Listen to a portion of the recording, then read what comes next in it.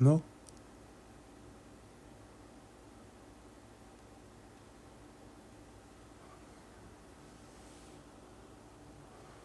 Yo, yo, what's going on? Let me see.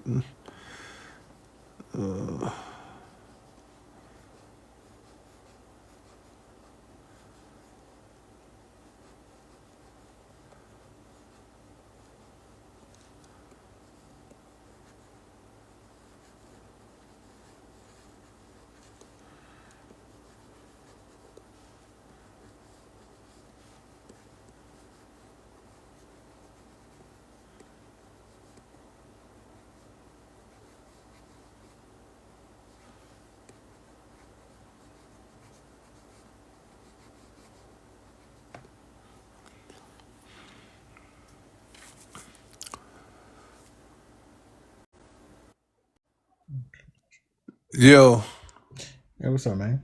you got the shape up? What's going on? You got the lining, you got the young crispy going on. That's crazy. Are we showing our faces? That what we doing? Well, I mean, you funny, but nah. So what I was gonna start doing, I am actually gonna start showing my face, but I didn't intend on it like this time around because I downloaded that TikTok live studio thing again. Yeah, Yeah, so it's better to use that when you're doing it solo because then I can have a camera and I had it all set up. It was like to hide my yeah. face and then yeah, but when it's like this, it's only It. showing the camera. So Oh, okay. Oh, is that what yeah. it was? You had to go between Hmm. because it was like your joint's not updated. It was like Yeah. he don't got the. Yeah, they pretty much were saying that I guess on your side that it wasn't updated, but on my side it was just like that this mode is only used for like not the co-host, but the it's like the smaller boxes off to the side. Yeah.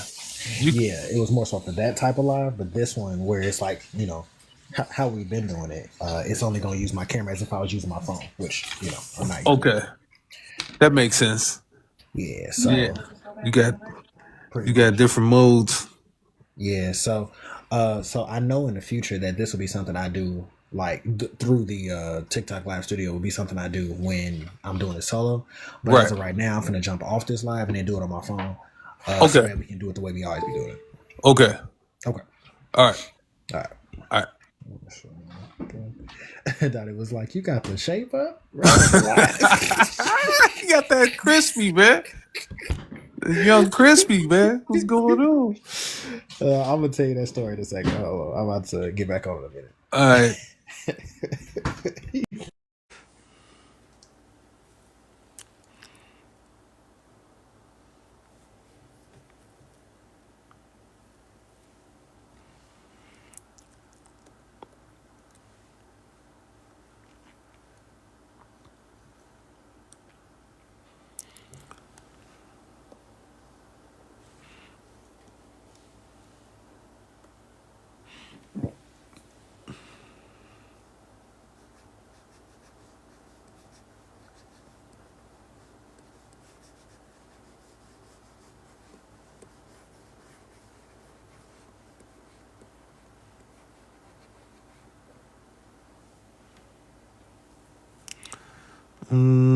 Let me see. Nope, I don't like the angle on that.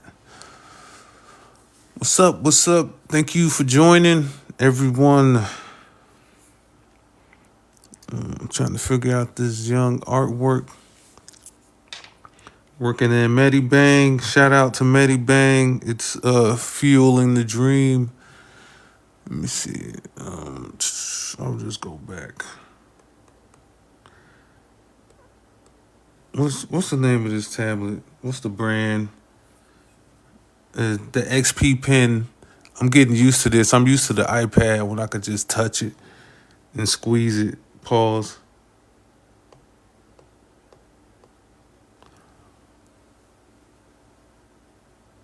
Yo, do I gotta send you an invite? Let me see. You're not on there yet. I mean, you on the live.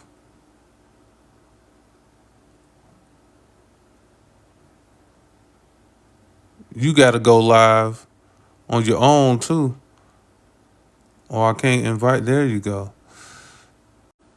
Oh, there we go. Oops, what happened?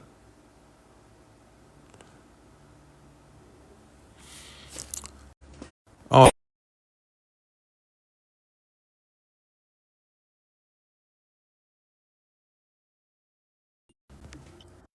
Not Miss Chocolate and Big Booty. That was crazy. wait, what happened? Yeah, like, Yo, yeah, yeah. They wanted me to invite some women of the night. oh no, no, this is not that kind of show. This ain't that type of show, big No, dog. it's not. I TikTok don't. was like, "How It about is. Miss Chocolate or Big Booty?" No, I'm Is good. it? Is it family friendly? Is our show family friendly? Depend on the family, I guess. What's the age of the family members? Are they all grown? If they grown, then yeah. Right, but we not on that level though. Nah. Nah, nah. We more like late night talk show something. Yeah, this is more Conan. Nah, hell no. This is no. I don't think there's a show that's comparable. To be honest with you. Okay. Yeah, no. I think we on a whole nother Y'all level. like Eric Andre. Eric Andre, she talking about. I don't know who that is. Oh, some crazy stuff. He got a talk show, but he just be going all off the rails very often. Wait, is that mixed looking guy with the afro and Yes. Hannibal Yes. Buress be on there with him? Mm-hmm. Oh yeah, I would fight him. We gonna have to box, bro. But He sit out on the couch, and the couch made out of chocolate that's melting currently. Like, what the hell, dude? you see what the Daily Show started, right? Like, No. Oh, with the pranks on the guests. yeah. So they do like this. The whole interview is a prank, you know, because they used to interview politicians and just be saying wild, crazy stuff to the politician, like. And I guess you gotta be cool with it because you signed up to do it. So You read the contract. right? I mean, they didn't spring it on you. I hope not. I hope not. They're like, well, before you go into this room, sign this NDA real quick. Right. But so it's funny. I was talking to the wife and I was just like, hey, give me a quick shape up before I go to this interview. She did the shape up. Yeah. The wife doing shape ups. What's going on? Don't do that. I just kept saying. She been doing my hair for years. Like ever since I had No, dreads. it looked nice. Yeah, I thought you went to the barber or something. Nah, bro, that she man, I ain't paying no money. She Oh, snap. shucks. You got the hookup in the house. Is You the did, shape boy, up. So, hey. boy. Yeah, boy. But Oh but Lord. yeah. So I'm just like, go ahead, give it a shape up, bro. She got the cut, and I'm like, hold up, wait, hold on, pause. What are you doing again? And she showed me the picture. I said, oh hell no, bro. I know I'm already bald, and you ain't had to do me like that, bro. Nah, it's all right, man. Nice little, you know what I'm saying? That's the deal now, so you No, just- it definitely is. I had it hidden pretty well with my afro, and it was revealed, and I'm like, it's not that bad. It's like it's not bad now, but at the time, I wasn't ready. right. I was You're not at ready. the point yet where you need to go like full ball. Like you good for the moment. So because I've seen I've seen a lot of people where it's like, bro, let it go, bro. Just It's like you got a fro on the edges. your fro on the edges or your lining is all the way back there. The thing that kills me is the people with the dreads, and they dreads is on the back of their head, and I'm like, man, just let it go, bro. It's over. Talk about like It's Stevie okay. Wonder. Hey, That's different. He can't see it. no, a friend of my brother's, right? We was at the other house and we just hanging out. So he must have took his hat off, and I was like, "Oh my god!" He was Put it like, back on.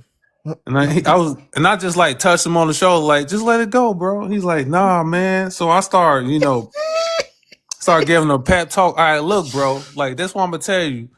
razor shave it, line up the beard. You be nice, man. You know what I'm saying? Like, So you gave him some tips and tricks, and yeah, he man. wasn't Come trying to hear, on, bro. yeah, man. Like he eventually accepted it. You know what I'm saying? But it's like let it. It's okay, man. It's okay. Us as humans just have an unhealthy attachment to our hair.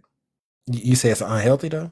I feel like You say I have an attachment to my hair. My hair is on my head. Is that unhealthy? it is because you won't let it go, even though it's gone. Even though it's leaving. Yeah, like It's gone, bro. It's gone. It's okay. I mean, see, I never understood what that meant when they talk about your hair is damaged. I don't know what that means. You know how my fur now. Yeah. How you can't see through it. Yeah. They'll be their ends. You can see through it. Oh, so when they had like the see-through fro. Okay, dang then, bro. I had a damaged fro. Not this last one, but like when I thought I had like a lot of hair, you could see like through it. So that was damaged hair. It could possibly, but you have thinner hair. True. Yeah, so it could be. See, niggas be making up stuff. See, now you're talking about something. No, it's a thing to it because thinning hair could be a sign of damage, but you like a mutt, so you got that native Caucasian shit going on. So you got thin hair anyway. I do. Yes. Don't come at my daddy like that, G.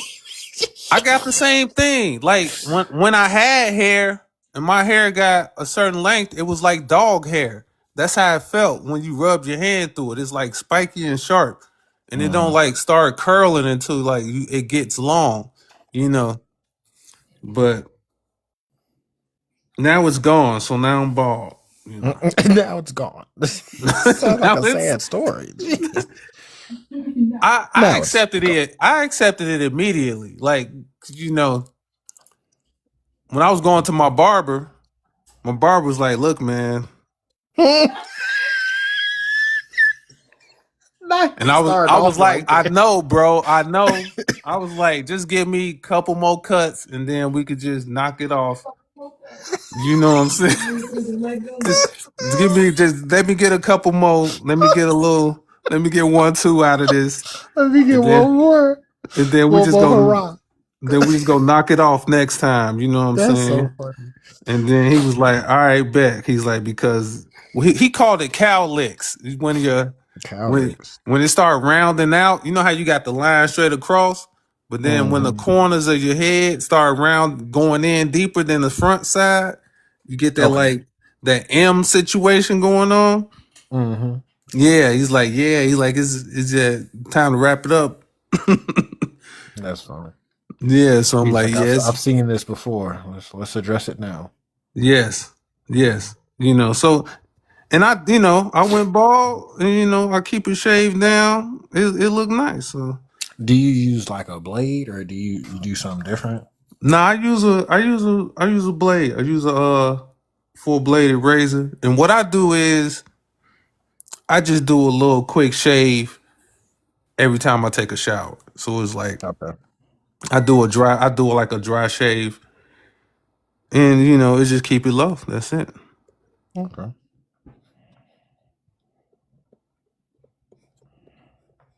Understood.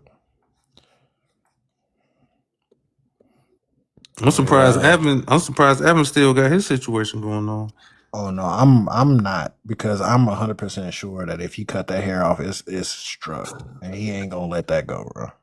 But Evan, he always been like a earthy person. Like he got the oils and botanicals that nigga ain't touching that one botanical. I don't know. I don't even know what a botanical is. I'm just making up stuff. Rolled up in another botanical. I'm just making up stuff. But I remember when we was younger, he always had the different oils and stuff he was putting in his head, the beeswax and whatnot. He would say for the most part, he kind of took care of what he was doing. Oh, yeah, that might be long gone, buddy. I was perming my fro and all type of craziness. I don't know what I was thinking. Hey, we all had that season. Yeah. Yeah. Trying to get my Cat Williams on and whatnot. Oh, okay. Now I gotta leave you there, bro. You talking about the Cat Williams? I had long hair. I had to flex on them, like make it wavy and whatnot. It's like, oh, y'all didn't know? Yeah, that was a terrible idea. Someone should have warned me.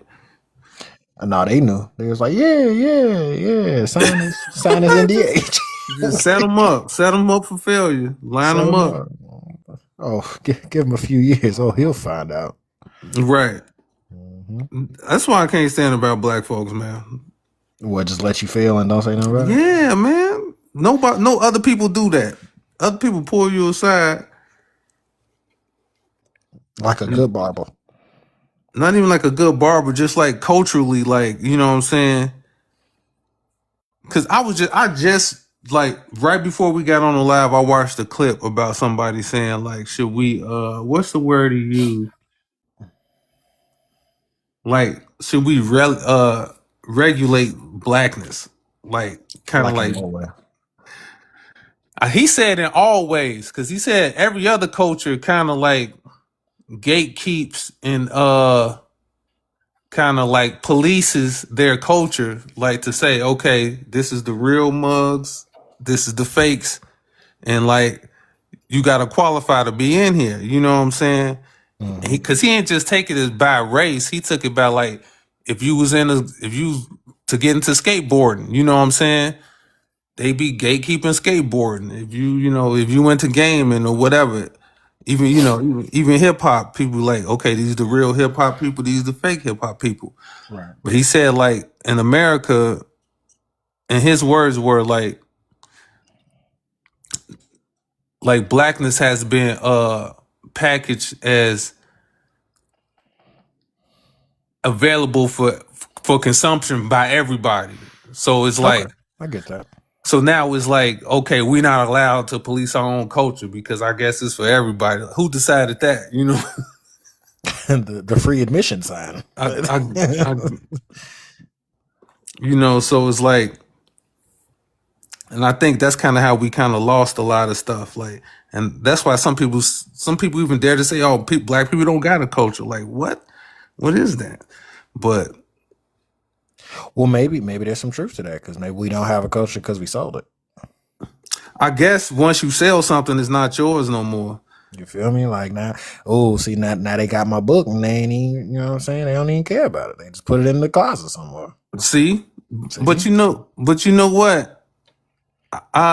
What I say to that is, you know what I'm saying? The rest of us shouldn't have to suffer for what a few did. Because the people who sold it, I don't think they had the authority to sell it. You know what I'm saying? Like America. I know, I hear you. No, like because when you talk about selling it, it really come down to I want to say our celebrities and athletes, because they all get up there and do the song and dance for the dollars, and they kind of it get to this point, especially in the past. You go up there, you on the movie, you on the talk show, you gotta put on this face of blackness. This how do I want to say it? You gotta get your coon on. You gotta talk in the jive way. And that's what's expected of you. Okay. And that kind of sold us out.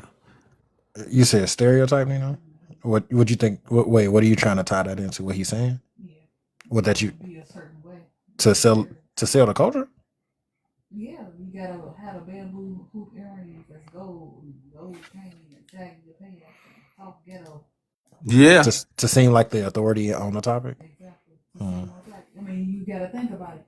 Like how we grew up, it's like if you talk proper, you an Oreo. Yeah. And it's like you lost your blackness. Which is wild, but yes. So it's like, no, my skin color makes me black, not how I act. Because there are different people in different places who act different. Not everybody's gonna act the same as Chicago people as people from Nebraska. You said Nebraska black a little different? I'm 100% sure. Oh no, I thought you was talking from like a place of, you know what I'm saying? Like Knowledge? Yeah. No knowledge here.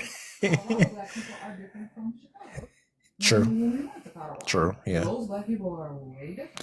And I didn't like it. Yeah.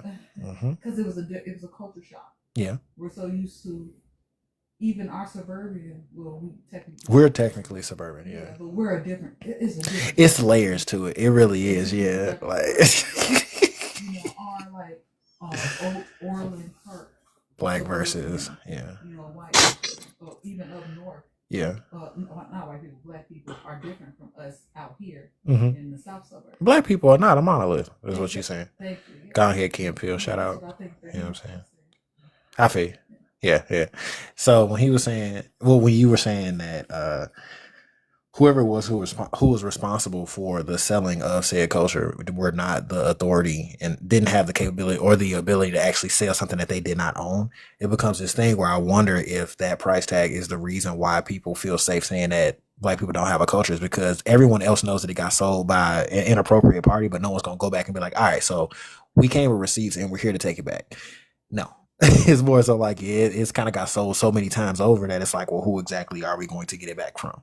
To be honest with you, I don't think that we sold it. I think that we just overshared it. And that's what I mean by that. Okay.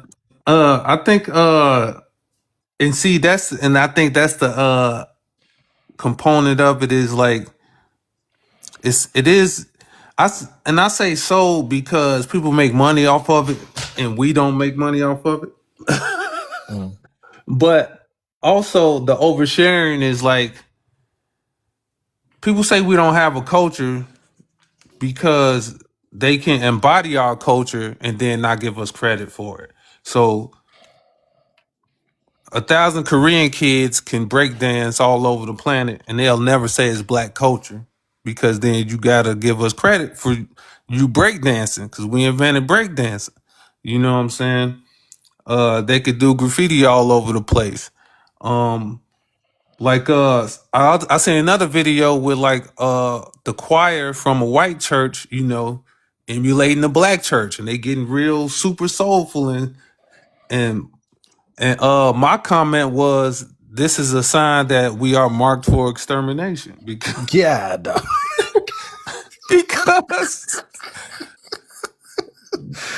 because okay. Oh my gosh, this is a conversation, but like I'd have to some degree agree with you on that one because you know what I'm saying. It's like if how can I say this? Okay, I'm gonna put it to you like this. So I wrote a story a while ago, and I'm glad that you immediately understand what I was saying when I said that.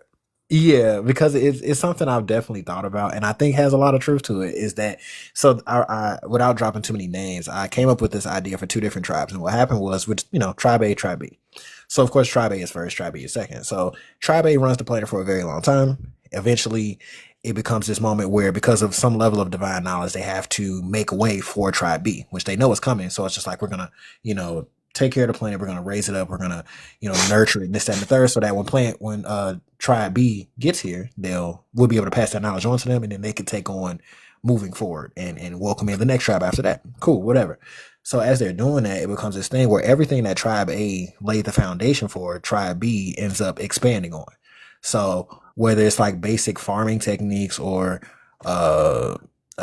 means of military and warfare, I mean not military, but means of warfare and things like that, they expand on it. So now it's like we were just fighting hand to hand. They're the ones that created the weapons. So tribe B is like, we're going to sharpen and use iron and use fire and flames to do X, Y, and Z. I view tribe A as Black people and tribe B as in whoever you want to fill in the blank with, who have taken the initial installment of invention and been like, all right, let's improve on it. Not saying that they do it better, but the children tend to do better than the parents, because the parents had to do the hard work of laying the foundation for you. So once you got that foundation laid, it's easy to work off of it. I would say that you took a historical phenomenon and you cleaned that up overly too much. What you mean? Because I would say that, and what I was trying to say and what I'm recognizing is Western European culture, one of the attributes of it and why they were able to expand how they did was they were very good at a simulation. And so even before they colonized or sent warships or enslaved, they sent missionaries, they sent explorers, and these people were very good at learning everything there is to know about you. Right? And if you look at the history of these people, these explorers, these missionaries, these people, they melded very well into the cultures they encountered and even befriended them very well. And so when they left and they like, yeah, I'm gonna bring more of me back, they thought more friends was coming. So you see this pattern with Western civilization, like they encounter a culture, they don't just immediately enslave it, they assimilate everything they want from it first. And when the assimilation is done, then the extermination begins. So you feel like the assimilation has come to a head, or do you like? I just see with increasing with an increasing frequency, you see more people that's not us emulating more of us with a great success, and the more they do that, the more you see us being pushed out of position. Like, who are the biggest R&B artists right now? A lot of them are white. You know, even with rappers, like the biggest black rappers are illiterate, but the biggest white rappers, they don't get no flack from, not mumbling.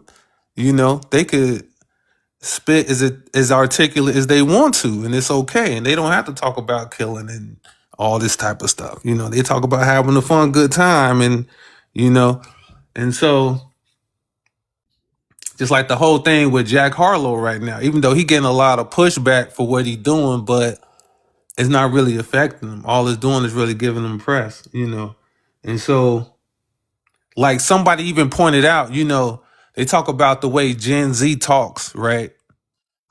And you're familiar with the Gen Z lingo and all that type of stuff. Yeah, give me an example. Like they'll say something like, "Oh, that's sus," or something like okay. that. Yeah, so like their entire Gen Z lingo is just black culture because they're just reappropriating a lot of like the principles of how black people develop slang. You know what I'm saying? And even the hipster culture was like really just like black nerd culture that just got appropriated in the 2000s, when it became cool to be a nerd, then it was like, okay, we gonna take this from them, so it's just like, then you see what's going on with ICE is still operational, but they kind of running out of immigrants to kick out, so now they're focusing their attention on like just criminals in general, and so that's taking them into the black neighborhoods where they're just harassing people. So it's setting a very dangerous precedent. Okay, this got too serious way too fast. Oh no, it got too serious not quick enough. Let's go to the AI summary. What we got here? Let me see. All right, so I'm scrolling to the top, and we got AI summary. A comic creator is discussing an interview. Okay, and a funny hair situation. Wait, okay. The funny hair situation, I get. The interview, I don't. Okay, yeah. No, I get it. That's accurate. Yeah. Next one. Debating the origins of black culture and the idea of selling it. That's pretty straight up. Okay. Okay. Okay. That's the last one. Sorry. So we haven't been talking that long to have more than that. But yeah, no. Listen, we've had way more serious lives. So, well, Mine says discussing the cultural appropriation of blackness and policing. Okay. Okay, that's all I got. I'm Oh, scared to your AI say. is moving a little slow. What did it say? Discussing a friend's haircut and its hairstyle. Share your thoughts Sure, they always add that little on the tagline. look. Like what? Share your thoughts. What do you think about this nonsense these people are talking about? These so guys are that just talking. so that's yeah. So that's all crazy, you know.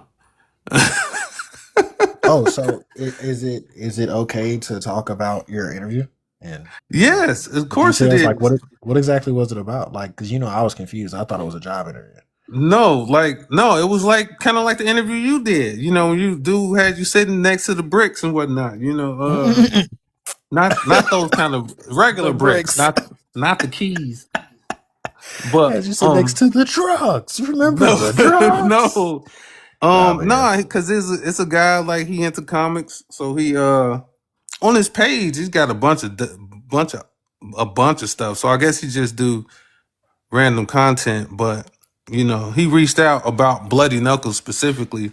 I guess he came across it on Carbon Age, and Mhm. then he shot an email to Winston. Then Winston was like, "You got an interview?" I was like, "I got an interview."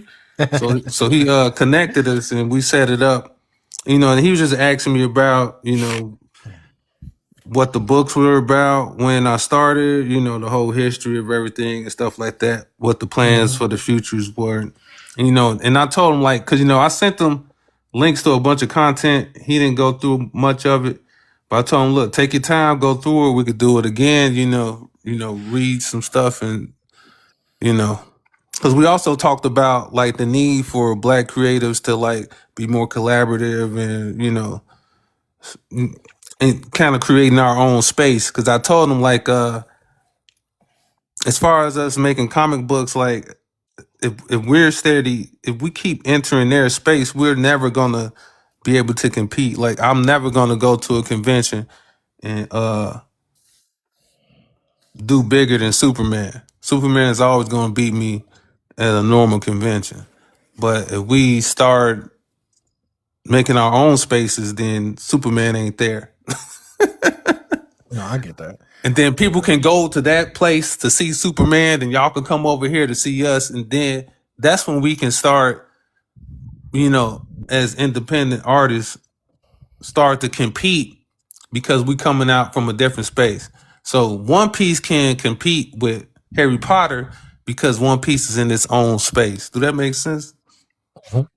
Yeah, because One Yeah, Piece. so it's kind of like I don't. Well, now I will say that you know how I feel about just the general notion of me trying to do what other people are doing or trying to compete or really honestly caring what someone thinks about anything I'm doing. You just a So rebel for the sake of rebelling. for the Like, sake of rebellion, dead serious. So when it comes down to it, something I think about is that I like that notion where you're just like, I personally like hearing what you said. I'm just like, yeah, dude, I don't want to compete with Superman, not because I lose, but because I don't care about Superman. That dude can kick right. rocks. I don't care. You've been around for how long, dude? I'm not trying to compete with you. You stay over there and you rock and roll with DC and Marvel and Image and all them other people. You have fun.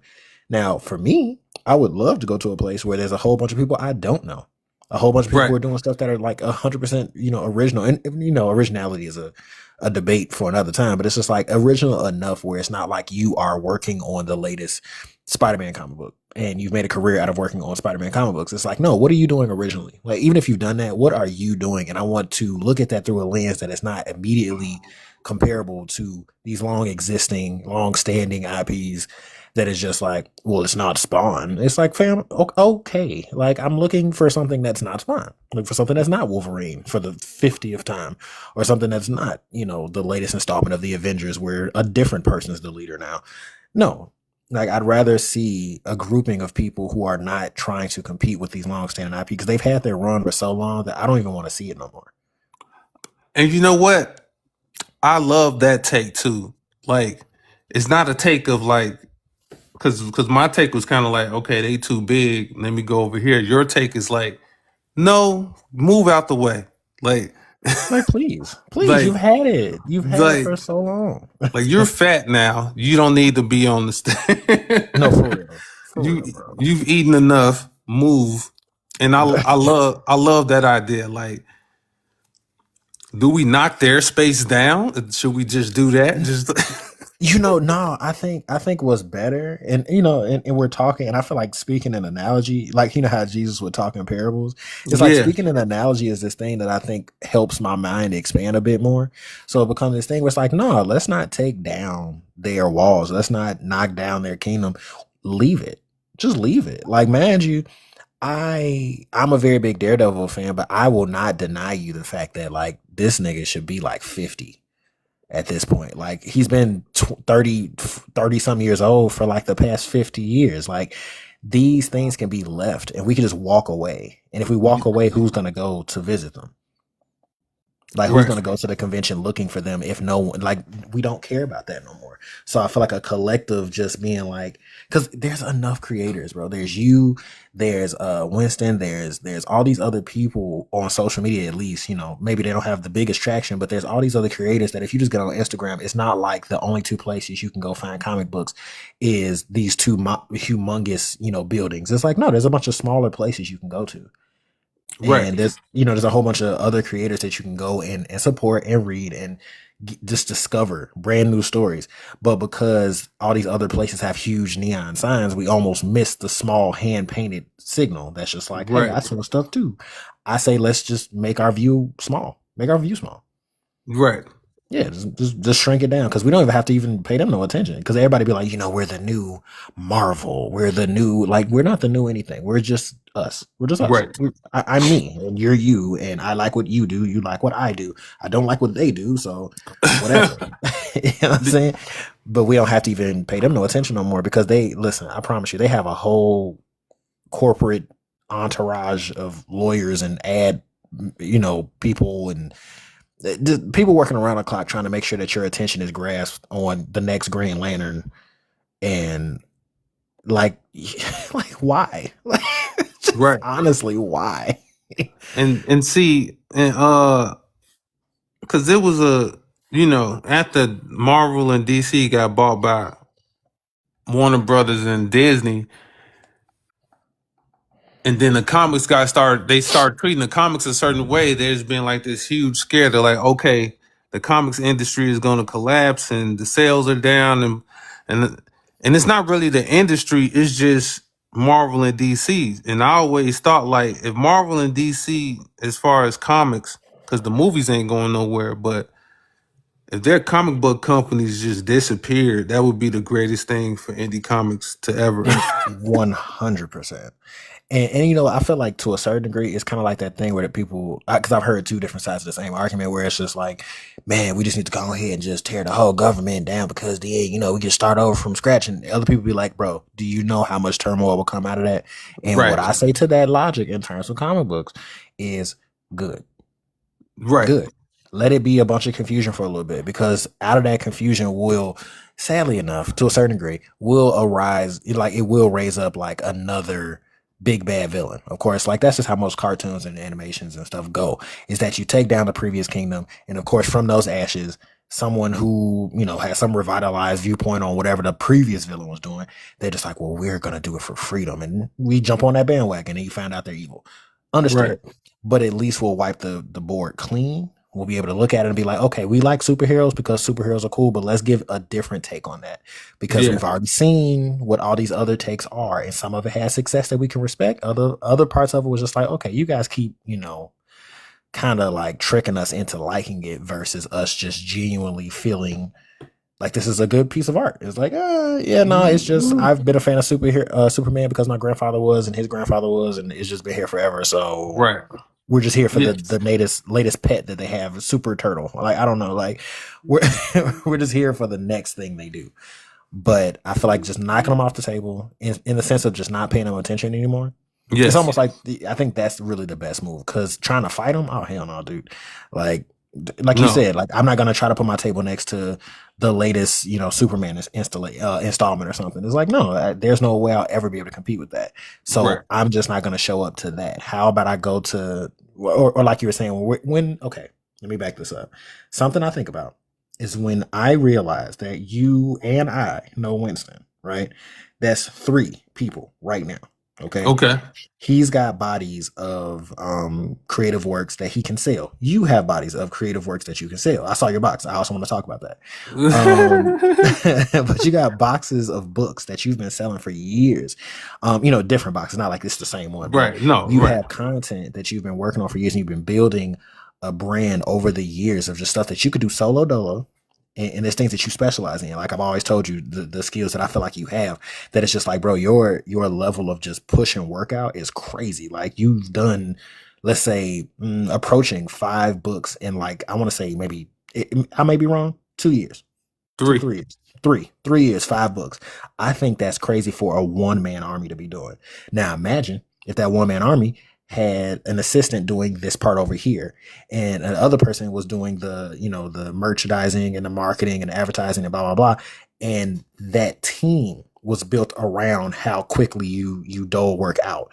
And then the properties that Winston has going on, maybe he doesn't specialize in X, Y, or Z. That's where the other people pick up the slack on his projects. Right. Next thing you know, there's no limit to just being like, hey, well, there's a convention that we're just randomly throwing at a venue that we paid for. Right. You feel me? We're just independent people are. It's like, no, we're not here to sell you a picture of Harley Quinn. We're not here to, draw you the latest fan art version of Wolverine or anything like that. It's like, no, we're here doing all original stuff. Mind you, I don't know how the success will look on that, but I am just saying that that's kind of the world that I envision, where I don't have to just feel confined to the stuff that already exists.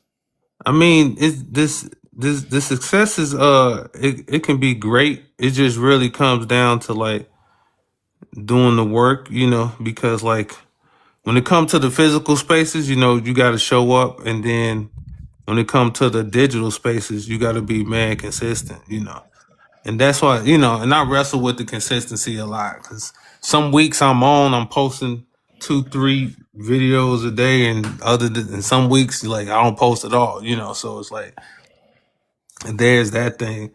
But I think it's very reachable, like today, in this day and age, even with the economy, like something like what we're doing is more realistic than it was 10 years ago. It's not the pipe dream it used to be, but it's like you got to put in the work. We got to put in the work. And like I said, like joining forces, like you said, like that would be a huge step, but Step to the dark side. we would have to figure out the logistics on what that looks like. But at the same time, it's like yeah, man, it's the way to go. Why not? Yeah. Yep. It beats these gosh darn jobs we keep going to. Yeah. I would rather like wrestle with you guys than wrestle with those jobs. Yeah, I feel you on that. Screw those jobs, man. I mean, I like my job. I like the people I work with. Oh, don't worry, I'm not gonna snitch on you. But you know what I'm saying? No, I'm not trying to clean it up. Maybe a little bit, but I'm just saying, like, but at the same time, it's still a job, because this is something I say to the people that are the clients I work with, because I tell them, you're there for a reason. You ended up where you are. It's an opportunity that you're here, but you ended up here because of certain reasons. And guess what? I ended up here for certain reasons too, because I wasn't 17, 18, like, man, I want to do this for a living. No. Even though I work here, I'm here because I made bad choices. So we're both here in the same place for to similar find a way out reasons. of here. Yeah. You know what I'm saying? So actually, you got a quicker way out of here than I do. Like, so take advantage of it. Get out of here, man. You don't need to stick around.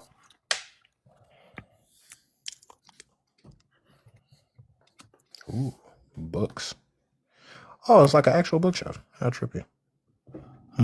What is that? So Is I'm just that a going through. book brush? Yes, a book brush. Crazy, No, right? see, this is the thing I got against like this Photoshop stuff because it's like, no, you have to draw your individual books. Like that's like saying I do a background and I draw a bookshelf and I could use this tool to put books. Hell, oh look, they got buildings too, bro. Look, that's crazy, boy. I'm drawing That's downtown, crazy. That's crazy. bro. Look how many streets it is. You walk down that street Look, before? and so I kind of feel some type of way, but then I'm like, man, I wish I knew how to do that. That's why I'm just sitting here, like, I could be working on Normal Girl, but I was just like, just for a beginning, I'm gonna go ahead. I mean, just for the beginning, I'm gonna go ahead and just mess around with some of these. What's this called? A stamp? No, it's a background tool, a decoration. That's what it's called.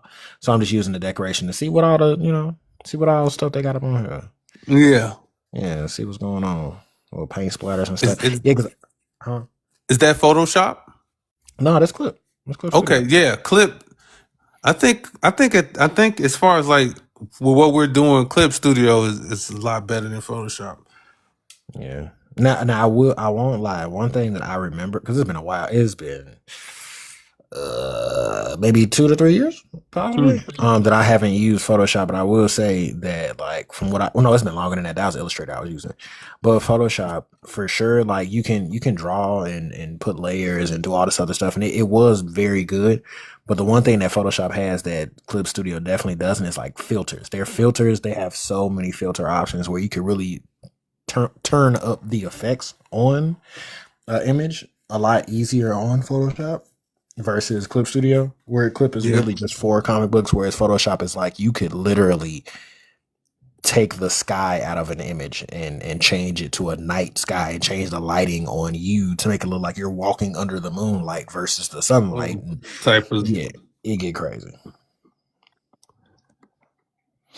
So in those regards, no, Photoshop is a different beast. But yeah, no, yeah. Clip. I definitely enjoyed the past few years I've been working with Clip. I just never really like explored it a lot. You just use it for what you use it for. Yeah, like I'm using a crayon brush and I've never even used it. And it looks like a crayon. I get it, but I just don't know why I would want a crayon brush. Like, unless I was using, hey, here's this picture my character drew as a kid. Like, there's no reason for me to use this. Because it's a lot of stuff. Like even with Medibang, it's a lot of stuff in here that's like I don't want to say nonsensical, but it's like, when would this ever come up? I think a lot of times they be making stuff for no reason. And like even with some of the brushes, it's like I'd rather you take away that brush and give me a wider variety of like fonts. You know what I'm saying? Mm-hmm. And stuff like that. Something that's more useful, Because with Medibang, I think that's the only negative I got to say about Medibang is like their font selection is trash compared to Clips and Photoshop. Oh, well, I got one more complaint about Medibang. Yeah. That they ain't gave you no sponsorship yet. They ain't heard of me yet. I gotta keep making noise. I know they They know about you. No, hell, they better go look. facts. Better go Facts. look. Because I'm the only person doing stuff with Medibang. I guarantee you. Nobody else is doing comics with Medibang. They definitely ain't doing this quality. So Medibang, holla at your boy, man. You feel me? That's my biggest complaint. You know. Better get it together. Oh snap! What the hell? Oh, it's like a wet, like it's wet paper, and I move. Okay, I get Look it. at you. You finna start painting. Look, the thing is, like, I see stuff that people do, and they make like real paintings digital, and I'm like, how do they do that? I'm impressed by stuff like that. Like, I can't even begin to comprehend. If I keep the brush down, it's like I'm pressing the water further and further out now, and I dig deeper and make it. That's kind of cool. I'm not gonna lie to you. That's kind of cool. Well, you got some creative expressionistic situations going on. Yes, that's that. I ain't got no complaints on that one. Okay. So the watercolor brushes are pretty cool. What's thick paint talking about? Let's do a new layer. Yeah, I ain't gonna lie, I'm just playing around. I need to get back to work. But okay, that's okay. I'm not a fan. What's next? What's the ooh, look at you.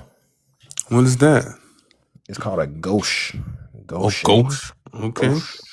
Gauche, and it is Dragos. Let's try Dragos. I don't like it. Okay.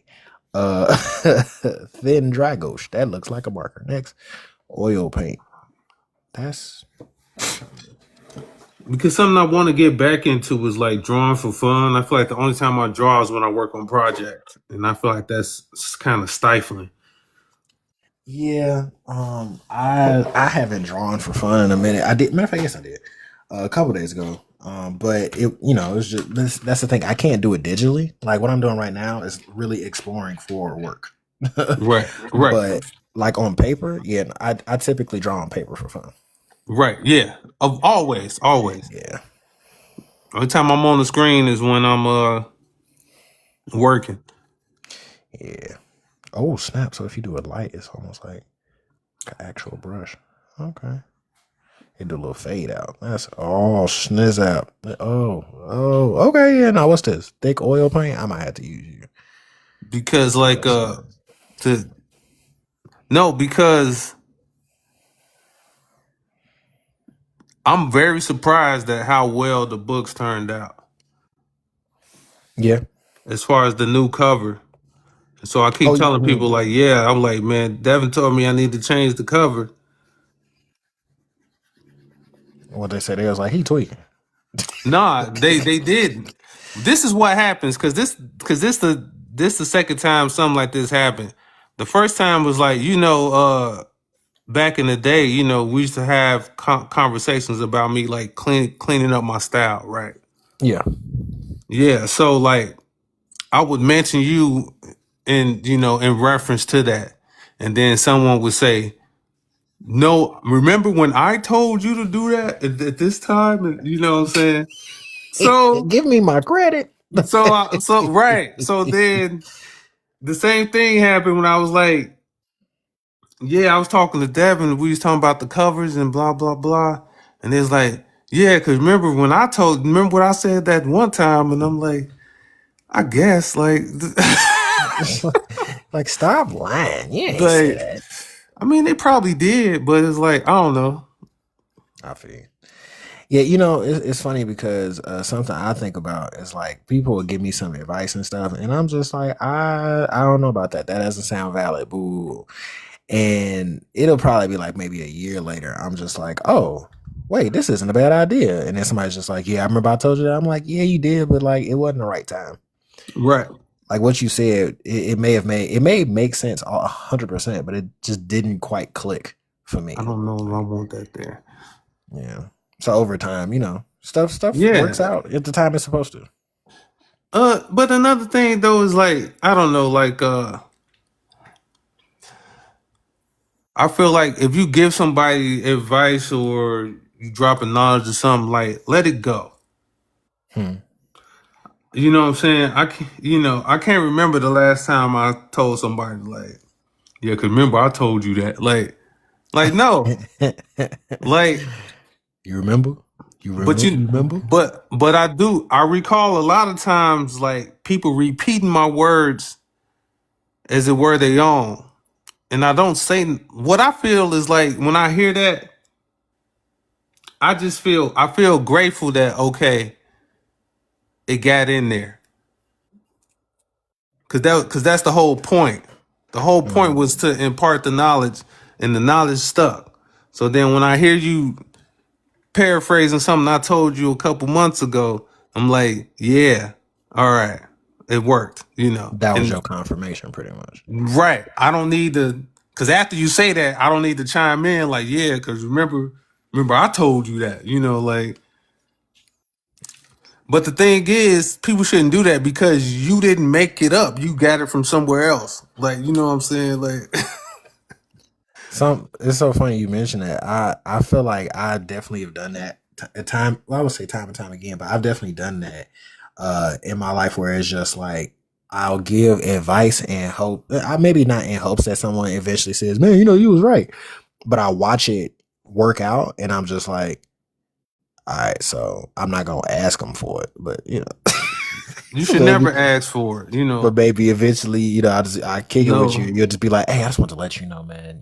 Nah, That one man. time you said blah blah blah blah. I'm like, finally, I Petty, got my points. that is petty. No, man, let it go. Because But it's that was an like offense. I'm just saying. I think I've totally done it though. because I treat it how like I treat borrowing money. Like I don't my my idea is I don't borrow money. I'll give you money. And I only give if I have it to give. And if I give it, I don't expect it back. Now, if you come and you pay me back, then I appreciate that. But I'm not gonna come looking for you, you know. But if you borrowing money irresponsibly, continuously, then I just won't borrow you money no more. I won't give you nothing else. But I'm not Right. finna like hunt you down like, hey man, I need my $50, man. Like we're not gonna do it. So I kind of treat knowledge the same way. Like, I'm gonna give it to you and I don't need nothing back. Just be responsible with it. I feel you. Because I had a friend that was irresponsible with knowledge and they would weaponize it.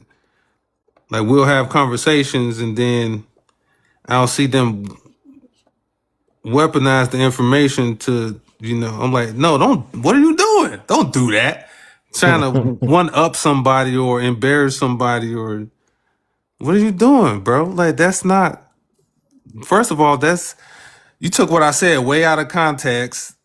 That's not how it's supposed to be. Then I'll say something, you know what I'm saying? Like, no, he's not gonna do that. That's fine. Trying to make somebody look stupid or make them feel bad. Like that wasn't the point of what we're saying. You gave them the forbidden knowledge, and then they turned it to the Sith. I guess. Damn. Now I gotta kill you. I gotta stop this from spreading. Yeah, Yeah. Oh, okay. So I told Nino this earlier. I was just like, all right, so I gotta save this story for when I talk to Donnie. I gotta save it. Okay.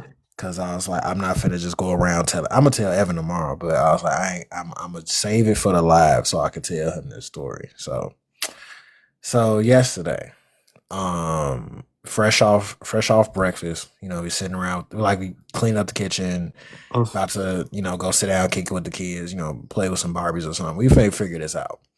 So we out of nowhere, like the door, like somebody just banging on the door, boom, boom, boom, boom. I'm like, oh shoot, like I'll go, oh no, I think they bang on the door, and I'm like, who is that? And Nina was on it. She had her phone looking at the camera. She was like, baby, it's the police at the door. I'm like, oh, okay, let me go see what's going on. So I open the door. I'm like, can I help you? And he was just like, hey, we need to look. We didn't say it like that, but he's like, we need to look at your cameras. And I'm like, for what? He was just like, because it was a carjacking. I'm looking in the driveway like, was it mine? Like, what? Like who? Like what just happened? I'm like, no, they drove by. No, not see. Look, the story, the plot. Listen, the plot going thicken to the point of being a roux. Okay, it's finna turn into a jelly. Okay, we finna. Listen, the plot gonna keep on thickening. I ain't gonna lie to you. Oh Lord. Yeah, you gonna be able to take a bite out of it once the plot gets to the thickness it's supposed to be. Okay, like for real. So literally, he's just like, yeah, it was a carjacking. I'm like, oh no, that's crazy. I was like, but it was wild. I ain't tell Nina that he reached for the door handle. I say, oh hell no. I closed the door back. I say, Nina, listen, we ain't got no guns, but I'm just saying, prep yourself, right? Because I don't know what the hell you're talking about. I don't know if he a real cop, but then I saw like other cop vehicles pull up, and I'm like, okay, no, this is real. He could have just been faking it. Anyway, so I come back, I put on some clothes to come outside in. And I give him my phone, and he's looking at the cameras, and he's just like, oh, okay. Oh, this is all the footage that you got? And I'm like, yeah, it's not like, we just be recording a block. I record the radius of my home. Like, other than that, that's somebody else's business. So he think I'm like a street camera or something. No, that's your job. I mean, not your job. That's the city's job. You know what I'm saying? Ain't my job. Yeah, so he's just like, oh, okay, no worries, whatever. And then I see a young lady who I guess got carjacked, walking with like 2 other police, and they're like walking like everybody walks in my grass because I'm a corner house, so they walk in my grass. I So they walk guess. in, and I'm just like, what the hell is this? Like, well, let me keep my eyes on this. So I'm just like, hey, I'm finna step outside just because they walk in like around the house, like we stole it. So I'm just like, let me make sure I step outside so I can keep my eyes on what's going on. They end up going to the neighbor's house. They go to the neighbor's house, and she started pointing. She just like, there it is. Oh, I'm like, there it is. Like next door. Like That's crazy. I'm like, That's what you crazy. mean?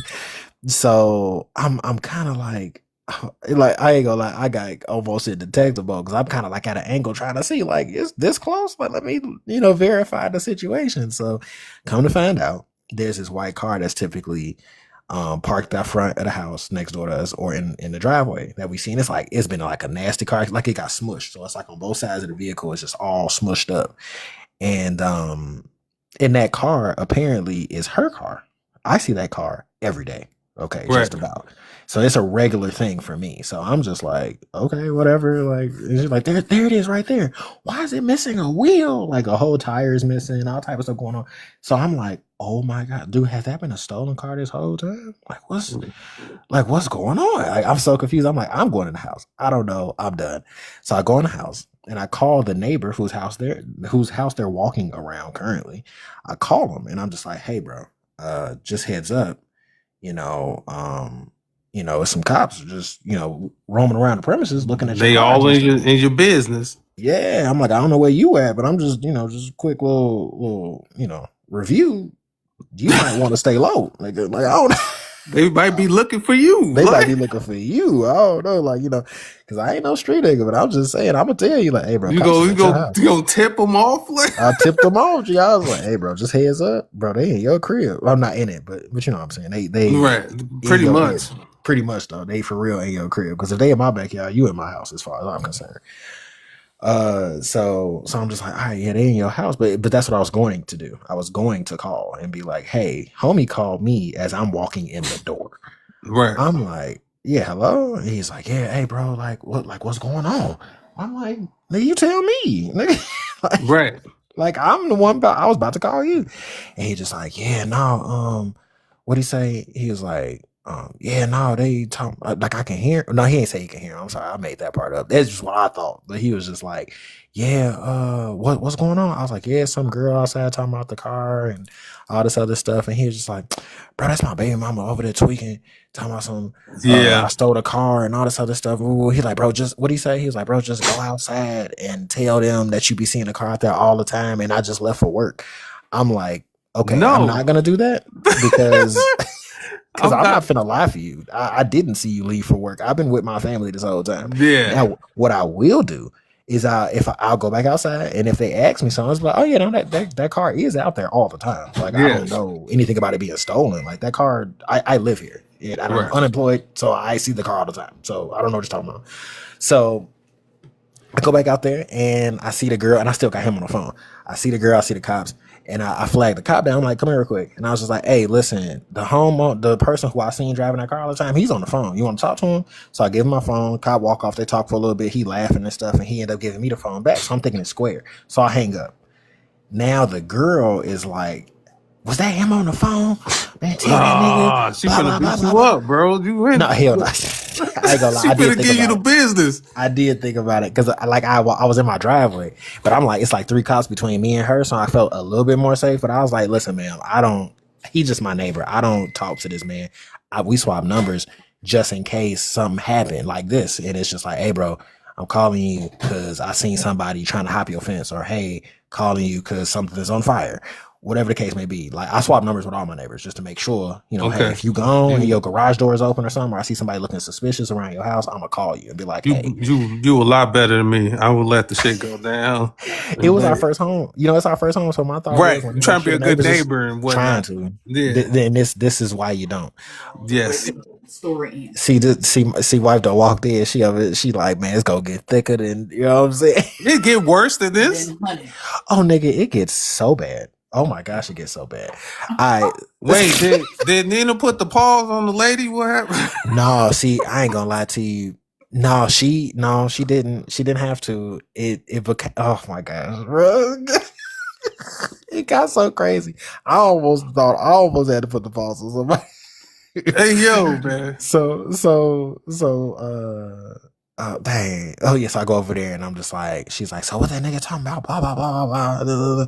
And I'm just like, hey, listen, I'm gonna keep it. She's like, cause this ain't got nothing to do with you. I was like, no, you are 100% right. This ain't got nothing to do with me. I was like, but he is on the phone, and if you want to talk to him, I'll slide you this phone. She was like, cool, boom. She on the phone. She's like, what happened to my car? Why you got my car? Where's the tire? Like the whole wheel is missing, nigga. Like how'd you steal? Who pulled me out the car? Oh, you pulled a knife on me yesterday. I'm like, what? Have I stepped into? What Like, the hell? what the hell? You saying this to the cop? Like, it's 3 cops in my driveway talking to her as she's standing in the other drive, because it's like they right next to each other. So he's saying all this in front of the cops, and I'm sure he's on the phone like, yo, can you relax on all that knife talk? Like, so she like, yeah, you put a knife on me yesterday, and all of a sudden niggas want to pull me out the car, and then the car's in your driveway. Like, boy, you stupid as hell. How you gonna bring the car back here if you trying to do all this weirdo stuff, nigga? I'm pregnant. Oh, I was like, God, dog, the details bro. She started dropping all type of details. I'm sitting there in my driveway, leaning on the car that Evan's supposed to been picked up, sitting there looking at it like, bro, this is. I threw him under the bus because he brought the bus to my driveway. Hell, niggas should have been grabbed that car. But anyway, so I'm leaning on because my car's in the garage. I'm like, I know they didn't jack me, right. but Evan car is in the driveway, so I'm leaning on that, just listening to this story. Like, oh my God, I can't wait to go back in the house and tell Nina because this is crazy. I'm sure she was looking at the camera, but at the same time, I get my phone back because she's like, nigga, I'm done talking to you. Ooh. And she hands it back. I was like, I hope she don't throw my phone. I really like that phone. Please. Right. I got one more year. I got 1 more year to pay that phone off. Please don't throw my phone. Right. And I drop my comic book on that phone. Please do not do this to me. Right. So she gets back to me, and I go back in the house because I'm thinking she done. This man, when I look at my call log, I have at least 30 calls from this man. Okay. Yes. Based off of yesterday. Now you're involved. Yeah, apparently. So, like, God, dog. So I come back in the house and he calls me. He's like, what happened? You know, she hung up, blah, blah. I was like, family, y'all was talking. I don't know. I'm in the house. And he was like, I'll go back out there, bro. Go back out there. So I go back out there, but I stay on my front porch. This will teach you a very good lesson about being a Samaritan. Oh, see, did you hear this?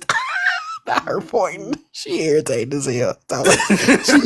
She pointed back. See, trying to get involved in stuff, man. I wasn't trying to get involved. Nah, you nosy. That's what's wrong. You went out there. You had to see what was going on. Because the cops asked for my camera. So when I get out there, I'm just like, "What you mean it's next door?" Oh yeah, I guess I was. Look, you should have gave him the camera and went back in and just closed your door. And then the nigga still would have called me and been like, "Hey, what's going on?" And I don't know. I'm in the house. I don't know. I don't know. I know now, nigga. Yeah. But so what happens is I come back in the house. He calls me. He's like, "What's going on? What's going on?" I was like, "All right, I'm gonna sit on the front porch. Like, I'm not going back over there." So I sat down, and more cops pulled up. So now it's like 4 trucks, and they in front of their house in the middle of the street, kind of blocking the street to a certain extent. And they talking to her. They're not really taking like a report, but they're more so just getting, I guess, details from her or whatever. And eventually he calls me back, and he's just like, yeah, go over there and tell him. I'm like, all right, bro, I ain't finna do all that. I was like, but hey, I'm just gonna let you know they walk around the crib, they doing this, they doing that. He's like, oh man, that's crazy. Hey, just tell him I went to work. And I'm just sitting there thinking, I'm like, nigga, I didn't even know you had a job. So you went to work is for sure a lie because I never seen you working. So I don't know what you're talking about. So I'm just like, I ain't doing all that. So eventually the cops start kind of like leaving because, we see the vehicle. We can't tow the vehicle because it's missing a wheel. And it's gonna mess up your whatever, and I guess they don't want to pay for that. So it's more so like it's stuck here. You calling? Do you want to call somebody to give you a ride or something? And she apparently don't want to use their phone or whatnot. And they eventually like, well, there's not much we can do, like, because he's apparently not home. So I can hear the fan in the house, and he's always on the fan. He got the fan on. Blah blah blah. Was he in the house? Hold on, G. I gotta piece it to you, B. He in the house the whole time. Like, I get a call on my phone from a number I do not know. Oh Lord. And I pick up because I'm waiting for a job to call me back. Long story short, I did get the job, but regardless, I'm waiting for a call, so I'm just congratulations. Like, thank you. See, there's some light in this dark tunnel we're about to enter because we're not even in it yet. So I'm like, okay, let me see who this is. So I pick up, I'm like, hi, put on my code switch voice. Hi, what's up? What can I do for you? Blah, blah, blah. And it was just like, hey, this is, nigga, Shalice. This is Shalice. How are you? I'm like, I'm good. Who is this? And it was just like, oh, I'm your neighbor. I'm like, oh, okay. Like, my neighbor's a dude, but she was like, oh no, I'm the person who he rents from. I'm his sister. I'm like, oh, okay. All right, for sure. Like, well, what can I do for you? She's like, yeah, apparently there's like cops all in front of my house and all this. I'm like, yeah, I ain't gonna lie to you, mama. It's a lot of stuff going on at your house right now. Yeah, she's like, yeah, that sounds like my brother. Woo. So she starts kind of talking to me like, yeah, he's always got something going on. I don't like that he's got cops in front of my house. He wanted me to reach out to you because you weren't picking up his phone, because I stopped picking up the phone. Okay. He wanted me to reach out to you because he apparently knows the girl, like that's like his baby mom. I didn't know the baby mama situation until the sister told me, but it was just like, yeah, that's his baby mama, and apparently they always getting into it, and she always comes back. So this is just another one of the moments where they crazy little relationship spills out into the street, and I'm sorry that they got you involved, but I just want to make sure I let you know. I guess because she wanted me to give the phone to the girl so that she could talk to her, because apparently they've gone through things before and it's just like her and the sister are somewhat cool. The girl's just like, hell no, I don't want to talk to her because all she gonna do is try to calm me Wait, so down. you went out there to attempt this? No, I was already out. Oh, okay. All right. I was already out there. I was sitting on the porch. Okay. So I'm just like, I'm gonna just sit out here for a bit, just in case. Right. Because initially he was like, tell me what's going on. I told him a little bit and I hung up or something, like the phone died. I'm like, all right, we done. And I just stopped picking up the phone. So then that's when the sister called me and I'm thinking it's for a job. So I'm like, oh, okay, let's see. And so I got sucked back into it. Yeah. And I'm just like, yeah, no, she over there talking to the cops right now. I don't think it's gonna be a good thing for me to just walk over there now because they talking about knives and pregnancies and all this other. Them two things don't go together. So I think I want to stay out of it. I don't want nothing to do with that. So she was just like, no, I understand, blah, blah. So me and the sister actually got along on the phone. I actually even told the sister I mow her grass because I remember when we first moved. No, she was stop. No. Why is you mowing grass, nigga? This is an old story at this point, okay? Oh my God. But you better not mow that grass. I didn't. I'm not, but I did. I mean, in the future. I better not ever hear about you mowing no goddamn grass. I would be like, bro, listen, so I got I love the grass.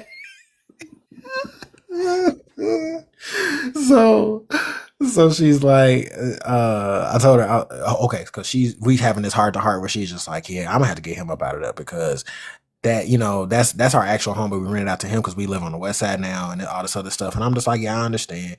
She was like, yeah, because I'm about to actually come back out there this weekend, so I'm gonna get my keys from him. And when I do that, I'm like, yeah, because I ain't gonna lie to you, it's a lot of attention on this block right now. It's like they knocking on, like literally the cops was knocking on just about every door on the block to, I guess, check cameras, see if they heard anything, seen anything. Now, man, Nina done heard things and seen things and been like, babe, check the cameras. It's crazy outside right now. And I'm looking, I'm like, oh, what the hell is what these hood rats outside doing? Like, not the hood rats. This neighborhood be so quiet. Ain't nothing but old people, old black people, and old Mexicans on this block. Except for that house. Except for this. No, it was two houses, but the other house they moved. So this is the last remaining hoodlum house on this block. On this block. Yeah. So y'all trying to clean it out. Yeah, you feel me? Like they try to clean themselves out. Like you said, they're trying to eliminate themselves. Right, I guess. So we talk and we get out the phone. Done. So now all the cops are gone. And I'm sitting on the porch because I'm just like, yeah, all right, so now we're done. Cool, whatever. So the girl, she's standing there. She's like, excuse me, hey, we talked earlier and, you let me use your phone. I was like, do you think you can let me use your phone so I can call a ride? I'm like, got you. Here you go. Boom. Give her the phone. She called her mama. And apparently her uncle or somebody's going to come get her. I say, cool, bet. So she gave me my phone back. She's worse. Like, yeah, no, this is where it starts to get really bad. So she gives me my phone back. She's like, thank you so much. I was like, hey, no problem. Don't even worry about it. And now, man, we got a big front window. So I know that we got the reverse thing where it's like you can't see in, but we can see out. So I know my wife. I know she's standing in that window watching the whole thing. She's so funny, that part. So literally she's standing there. I know she's watching the whole thing. So I'm just like, hey, if you need to, like I got these chairs out here. If you want to use the chair, you can go ahead and sit here, and I'm just wait for your ride. And when they come, you can go ahead and do your thing. Cool. You is too friendly, bro. You too fucking friendly. I thought I was friendly. You too fucking friendly for me, man. Like it's a problem. Yeah, I'm very friendly. Well, I have been. Let me put that differently. I have been a very friendly person, and this was the story. And it's funny you mentioned being a good Samaritan earlier. Is that this is what Nina was saying to me too? She was just like, "Yeah, you're a very sweet person. You're definitely the Samaritan person." And from the story in the Bible, like you seem to feel that position.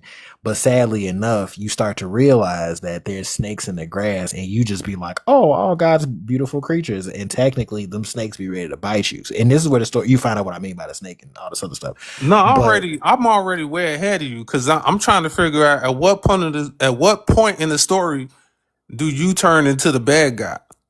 Oh, it's coming up. It's literally like right around this corner. Right. Okay. So she sit down and I'm still sitting down. So she sit down and we both sitting down and the table's right here in between us. And she's just starting to talk and she's like, yeah, because he did this. I was like, man, let me be honest with you. I don't know you. Okay. I'm letting you sit here, but I want to let you know I'm not on neither one of y'all side. I don't care. I'm just here. I don't really care. Like I'm not here for that. I'm really just here to make sure that you get what you need so you can get off my block. Like, long story short, like I don't know what's going on. Y'all had a lot of stuff going on. We don't never had it. Like the cops do show up a lot on this block, and that's very good to me.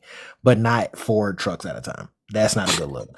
Right, so I'm really just here to make sure that you get what you need so that we can, kind of get back to you there to make sure she go away. Yes, in short. You know what I'm saying? And if I can make sure you go away, then I know you gone. I ain't got to be like, oh, she go back over there and now it's a whole nother fight. Now it's 5 trucks because you done stirred up some moments or you broke a window and somebody saw you break it. Now they knocking on my door again. Hey, did you let her see it? Like, I ain't got no more time for I ain't got no court dates coming up. I don't want nothing to do with nothing. So I'm really like, I've already been in here deep enough. I'd rather this be done. And I stopped picking up my phone because I'm like, he just keeps calling back to back to back to back. And I'm just like, bro, like, I'm so done with this. So I'm sitting on the porch. She's sitting right there. She's talking to me. I'm like, hey, listen, I ain't really tripping. I don't really want to know any details. You can keep all that to yourself because that's going to put me too deep into the story. Like, I've been deep enough. I'm good. Right. So now we sitting there and the phone, and I got the phone on the table because I'm like, just in case your mama call, you can just pick it up and just do whatever you need to do. He starts calling and she's like, oh, what this nigga want? Oh, he called like 3 times in a row. I pick up, I'm like, yo, what's up? And he was just like, so what's going on, bro? Like, and I'm just like, well, right now we just sitting on the porch. She was like, who's sitting on the porch? I was like, me and old girl. Like, she got a ride coming and I'm just sitting here making sure that if she need a phone, she got one. And he was just like, hey, bro, just go in the house. What you mean, just go in the house? This nigga told, I'm sorry, I was about to get mad. I'm sorry, hold on, let me calm down. Hold on. This nigga told me to go in my own house. I'm not gonna lie to you, I took offense to that. I definitely take offense. Who was you to tell me to go in the house? Bro, who are you to tell me to go in my own house? So he's like, hey, bro, go in the house. I say, excuse me? He was just like, bro, just go in the house. It ain't got nothing to do with you. I was like, it kind of does at this point. Like, I'm kind of in it now. So I'm just like, it kind of does. He's like, bro, he's like, oh, okay. All right, for sure. Hey, put me on the phone with her. And I was like, hey, you want to talk to him? She was like, no, I don't want to talk to him. I was like, I'm sure you could, because I had on speaker. I'm like, I don't know if you could hear that, but I can't hand somebody a phone who don't want to talk. So what you want me to do? And he's like, put me on speaker. And I was like, you are on speaker. He's like, hey, like, why is you playing in my face, doing this, doing it? Got the cops coming to the house. And ooh, she's like, how would you know if the cops came to the house if you not inside? He was like, hey, listen, you playing. Yeah, I ain't say all that. I ain't say I was. I didn't say you said that. I didn't say that. God. So now they having this whole back and forth on the phone. I'm sitting here just holding the phone like, oh my gosh, this is so much. So she ended up hanging up the phone in my hand. Like, I'm holding the phone and she pushed the end call button. She was like, I'm so done. I'm just waiting for my mama. I'm never coming back here again. Blah, blah, blah. She's there right now. Yeah, no, yeah, these are facts. And then that's when she started talking to me because now he's calling back and I'm just sitting on the porch and she's like, I'm never come back again. I was like, baby, let me tell you something. I was like, you don't have to lie to me. Okay. Like, cause I'm not invested. I'm just going to tell you that if you ever try to come back over here again to get something that's in that car, whether it's your phone, your purse, your ID, your social security card, whatever the case it may be, you might as well leave it now because if you come back, he going to get you. All right. Like if whatever your life is, you should already know that if you come back, he gonna get you. Like, for the better or for the worse, he's going to get you. So how about this? Don't come back. Don't come back. You are Throwing pearls at swine, my friend. Yes, and that's such a fortune teller this man is. But so in short, I'm telling her all that, and he starts texting me because yet again I just stopped looking at my phone, and so I eventually I started looking at it, and I looked like I missed like 4 messages, and the messages to because I would just open my phone and go to it, but it'll kick me off the live. But in short, it's so funny. I'm sorry. Quick break. AI summary Okay. says, All right. Creator recounts an encounter with neighbors and police. Share your story. Share your story. Oh, I'm doing it. So in short, I look at my phone and the message was like, what he say? He was just like, he said it again. He's like, go in the house. And then it was like 100, like the little gift that's like 100 with the little lines under So it. now he threatening you. Now this nigga threatening me. So now I'm really like, all right, listen, I ain't gonna lie to you. Now it's personal. Like, I don't even care about nothing y'all got going on. You talking to me like I don't know, like I'm your little brother or something. Right. We not there. So I'm now, it's almost, and it's so funny because Nina was like, you gonna come in the house? I was like, no. Because the nigga told me to go in the house. I'm not. Oh, now you own one. I didn't know nothing about that. Nina said she ain't know nothing about that. She wanted me to make sure I threw that disclaimer out there. But she was just like, are you gonna come in the house? And okay, I'm sorry. Let me back this up. So he's like, go in the house, like 100. Like, this ain't got nothing to do with you. Woo, woo, woo. And so I text him because like I'm trying to answer the phone call for the job. Because they called me. So I'm trying to call him back. And he keeps calling and texting. So I'm like, hey, 1 sec. So I type 1 sec and I send it to him. Because I'm like, you going ham, 1 sec. I'll get back to this in a second. So I pick up the call that's like, we got the job. We're going to do a background check. Then you got to start doing the stuff for your licenses. And then you'll be able to come into the office and do, like some real estate stuff. And I'm like, cool, bet. Got you. Boom. Hang up. Wait. It is to an extent. Oh, wait. When you doing real estate? Stop. No, we'll get to that later. Okay. All right. I knew you would say something. All right. So in short, so I hang up and I get back to the text message, and now the text messages have heated up even more. It's like what my man say. He was just like, oh, so what you saying is I'm a B. Like you saying I'm a B is what you saying. That's what you said to him. That's what he said to me. Why you say that to him? That's what he said. I'm confused. So I get back in my text thread. The last thing I sent was 1 second, like because I'm on the phone. So we about to send all these text messages. So now he a bitch. Pretty much. That's what he's saying to me. He's like, oh, so what you telling me is that I'm a B. Woo woo. And because you ain't got no business. What do you say? Because you ain't got no business talking to my wife this much. Something like that. Like you ain't no conversation in the world this long you need to be having with my wife, is what he said. Come get her. Bro, listen, no, she on my porch. Come get her. See, now you saying something that's gonna spark even more because that was my energy. But like I closed the phone because I didn't even type it back. I'm just like, all right, we're gonna close that up. And so now I knock on the window and I had Nina come to the door. And so now I'm talking to her through the door. Like, because we got like the security door and then all this other stuff. So I'm talking to her and I'm just like, hey, I'm just gonna give you a heads up. So my man's is over here talking kind of greasy right now. So I'm just gonna tell you, I'm not finna run in the house because that nigga not finna scare me off my own porch. So if he come over here, I'm just giving you the FYI. I might have to put the pause on. So I'm just telling you. Pause. You know what I'm saying? Piece him up. I might have to piece this nigga up. So I'm just telling you, I don't care nothing about this girl. Like if he come over here, he's threatening me and my family now. She's on my porch. So if he come over here trying to start some foolishness with her, my kids play in this room. They gonna see that. Now check this out. When you piece him, you might have to piece her too. So because she might try to fight for him. Yes, she might. Jay might jump you. Yeah. So.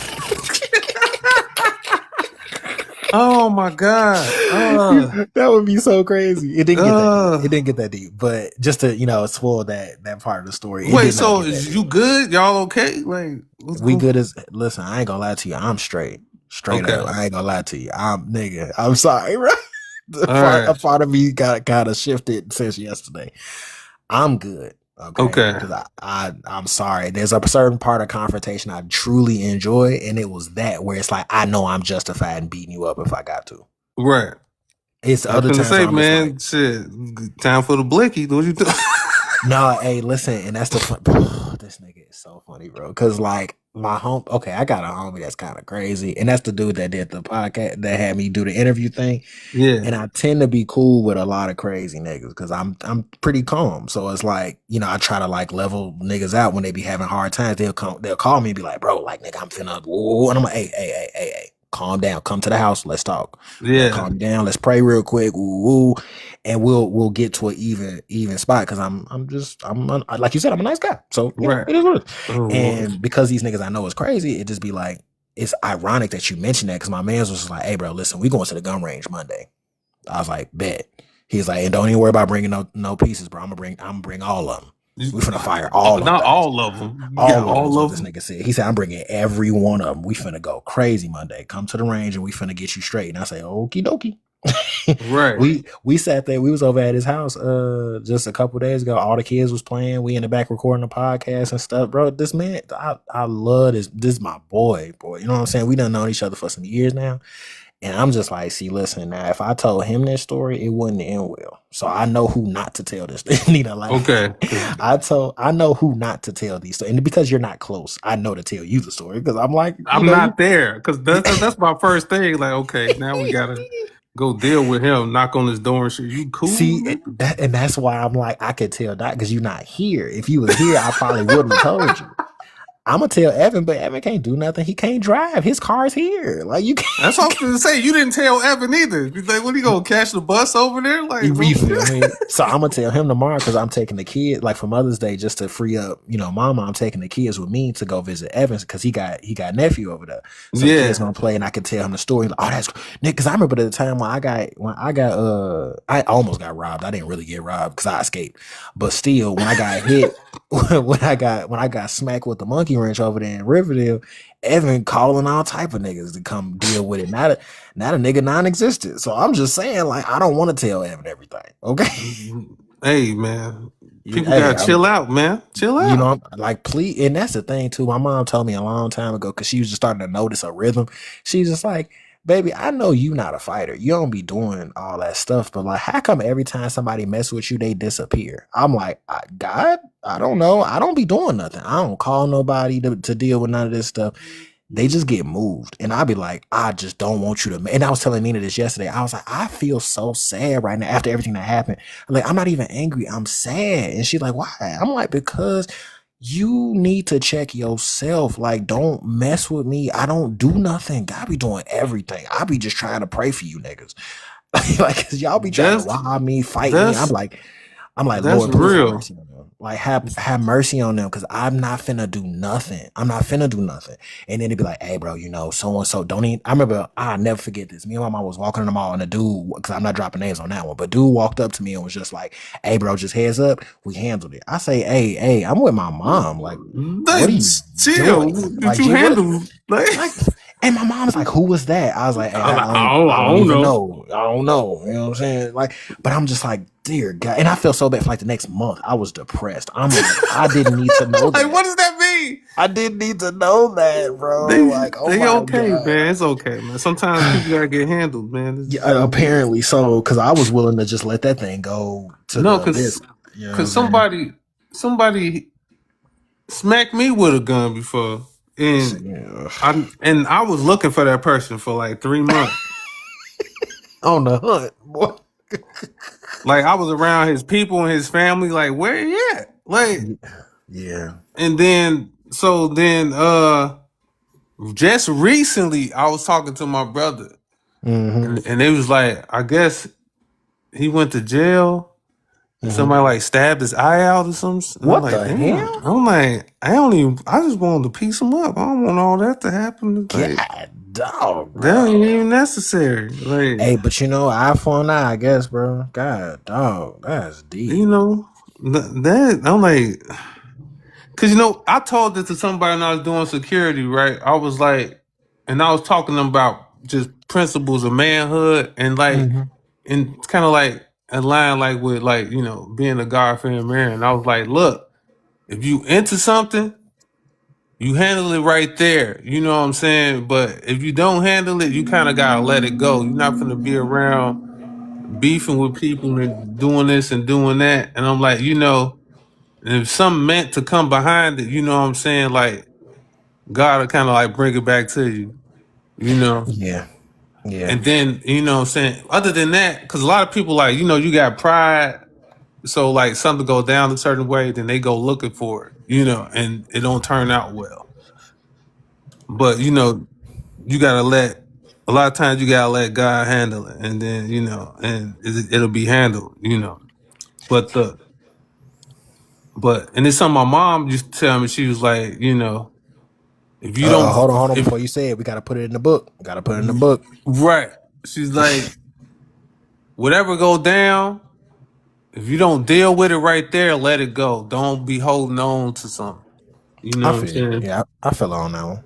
Yeah. So it's like if it ain't tough enough in the moment where you gotta deal, if you end up walking away and ain't nothing wrong with walking away or whatever, then let it go. So don't be, you Bro, know.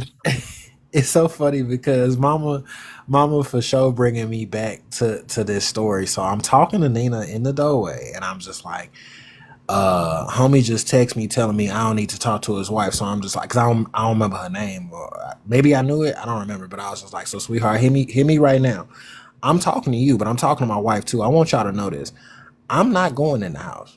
Okay, I don't know what's gonna happen, but I'm not going in the house. One, because next thing you know, now my kids is in danger even more. So Right. for right now, if homie really over there and he really finna come over here and try to snatch you up, and I'm in the way and he want to get greasy with me, like it's different. If he coming over here for you, he's not going to, because there's So cameras all over the house. Like so now he's you not. don't switch sides. I don't switch sides, yeah. Which isn't even not like from his side to her side, or from one side of the fight to the next, but it was more so like from peace to like, all right, Oh, okay, okay. because now you kind of like you kind of coming at me. So and it's so funny because this is what your mom said that made me think about this. Well, I didn't think about it at the time, of course, because I didn't know. But you saying it reminded me of something I told Nina yesterday. I was sitting there and I was just like, I want him to come over here. Now I want him to come over here. Because Yes. the truth of the matter is that you my neighbor. So imagine tomorrow I intend on mowing the grass. Don't come over and talk to me tomorrow. Right. Don't come over here and try to act tough tomorrow. No, finish this up today. Like, Yes. I need you to come over here and really talk. I don't, because I don't really care what you've done prior to. I need you to come finalize that with me today, because you're not gonna have me nervous till tomorrow. Right. No. My energy and my angst is up right now. Like, just come now. Like, cause Right. I'm ready for you now. So Yes. we sitting out there and I'm talking to her, and then my boy who I used to work at, because Amazon like not right down the street from me, he texts me randomly, bro. It's the Holy Spirit. I'm not gonna, and I told him this too. He texted me and was like, "Hey, bro, you good?" And I call him. What you mean? I just pick up the phone. I'm like, "Hey, you are like, what you mean? Am I good?" He was just like, "No, something just told me to call you and just check in on you. Like, is you straight?" I say, to be honest with you, no. Like, to be honest with you, I'm actually kind of sad right now. He's like, "What you sad about?" I was like, "This dude who lived next door to me, he's been through a lot, like in terms of like, you know, incarceration and all this other stuff, where it's like he don't have access to vehicles, and he don't be having funds all the time. So like sometimes he'll just be like, you know, I'm going through this, I'm going through that, and I'll be like, hey, no problem. Like you said, when you just be want to give for the sake of giving, you don't want to give expecting nothing in return. It just be like, hey, you need some help, I got you, but don't even trip. You're like, oh, I got you next week. Don't even worry about it. I got it, you got it. Here, you know, here's some bread. I give you a right up here to charge your battery for your car, whatever. It doesn't matter. I got you. So I do stuff for him, and it's like, and all of a sudden, homie over here think I'm trying to steal his girl, because apparently she salty about whatever situation they got going on. So I explained everything to him, and he said the same things you saying now. He was like, bro, listen, I know you a nice guy because that's how I met you. But the truth of the matter is, not everybody's really worth the niceties that you be dealing out. Like, half the time you are seeing something in people that may not exist. And I'm just like, I mean, it ain't even that. It's like, cause I explained this to, I bumped into somebody and they was telling me about, they trying to help somebody. And I'm like, look, you taking victory from people, man. They gotta go through it. They gotta fall down. They gotta figure it out, because whatever they need to learn from that circumstance is wrapped in that. You know what I'm saying? So you see somebody that need help and you trying to help them out, you robbing them of victory. You know, the victory is yours because you done solved their problems, you know. So he need to learn how to get his own rides, and he need to learn how to do this and get up in the morning and go look for a job and whatever he going through. You know what I'm saying? Like, oh, he definitely got to learn it now. Because a lot of people, they so used to looking for the handout or trying to get over. Like, no, you got to get up, get out, and you And got get to talk something. them. Yeah, pretty much. Yeah, and You that, know and what I'm that goes into saying? something Nina was saying the other day too, where she was just like, the reason why he was mad at you is because whatever he got going on with her, you're getting in the way of his sense of control when his life is out of control.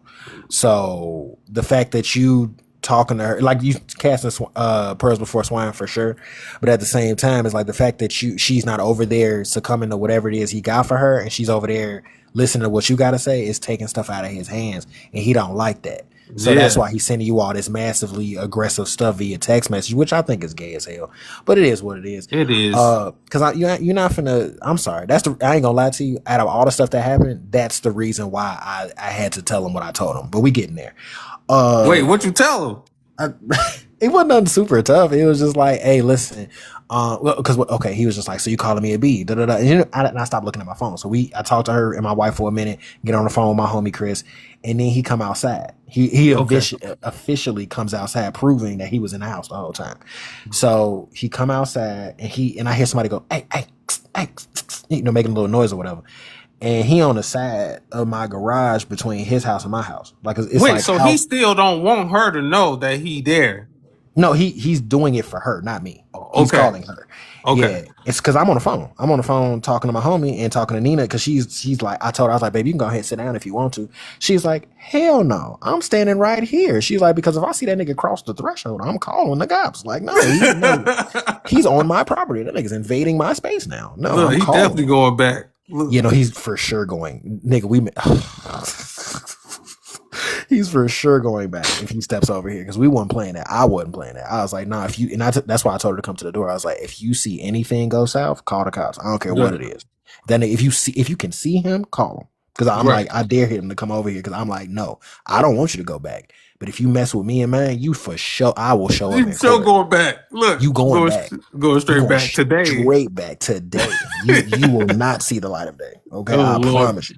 So, but regardless, so I'm talking. He's trying to get her attention, and so she started getting up, and she started walking over there, and what she said to me, she was just like, he was like, come here, and she's like, I'm not coming over there. You know, my uncle coming or my whoever she said is coming, and yada yada yada. And I'm still on the phone with the homie, and I'm just like, hey, hold on.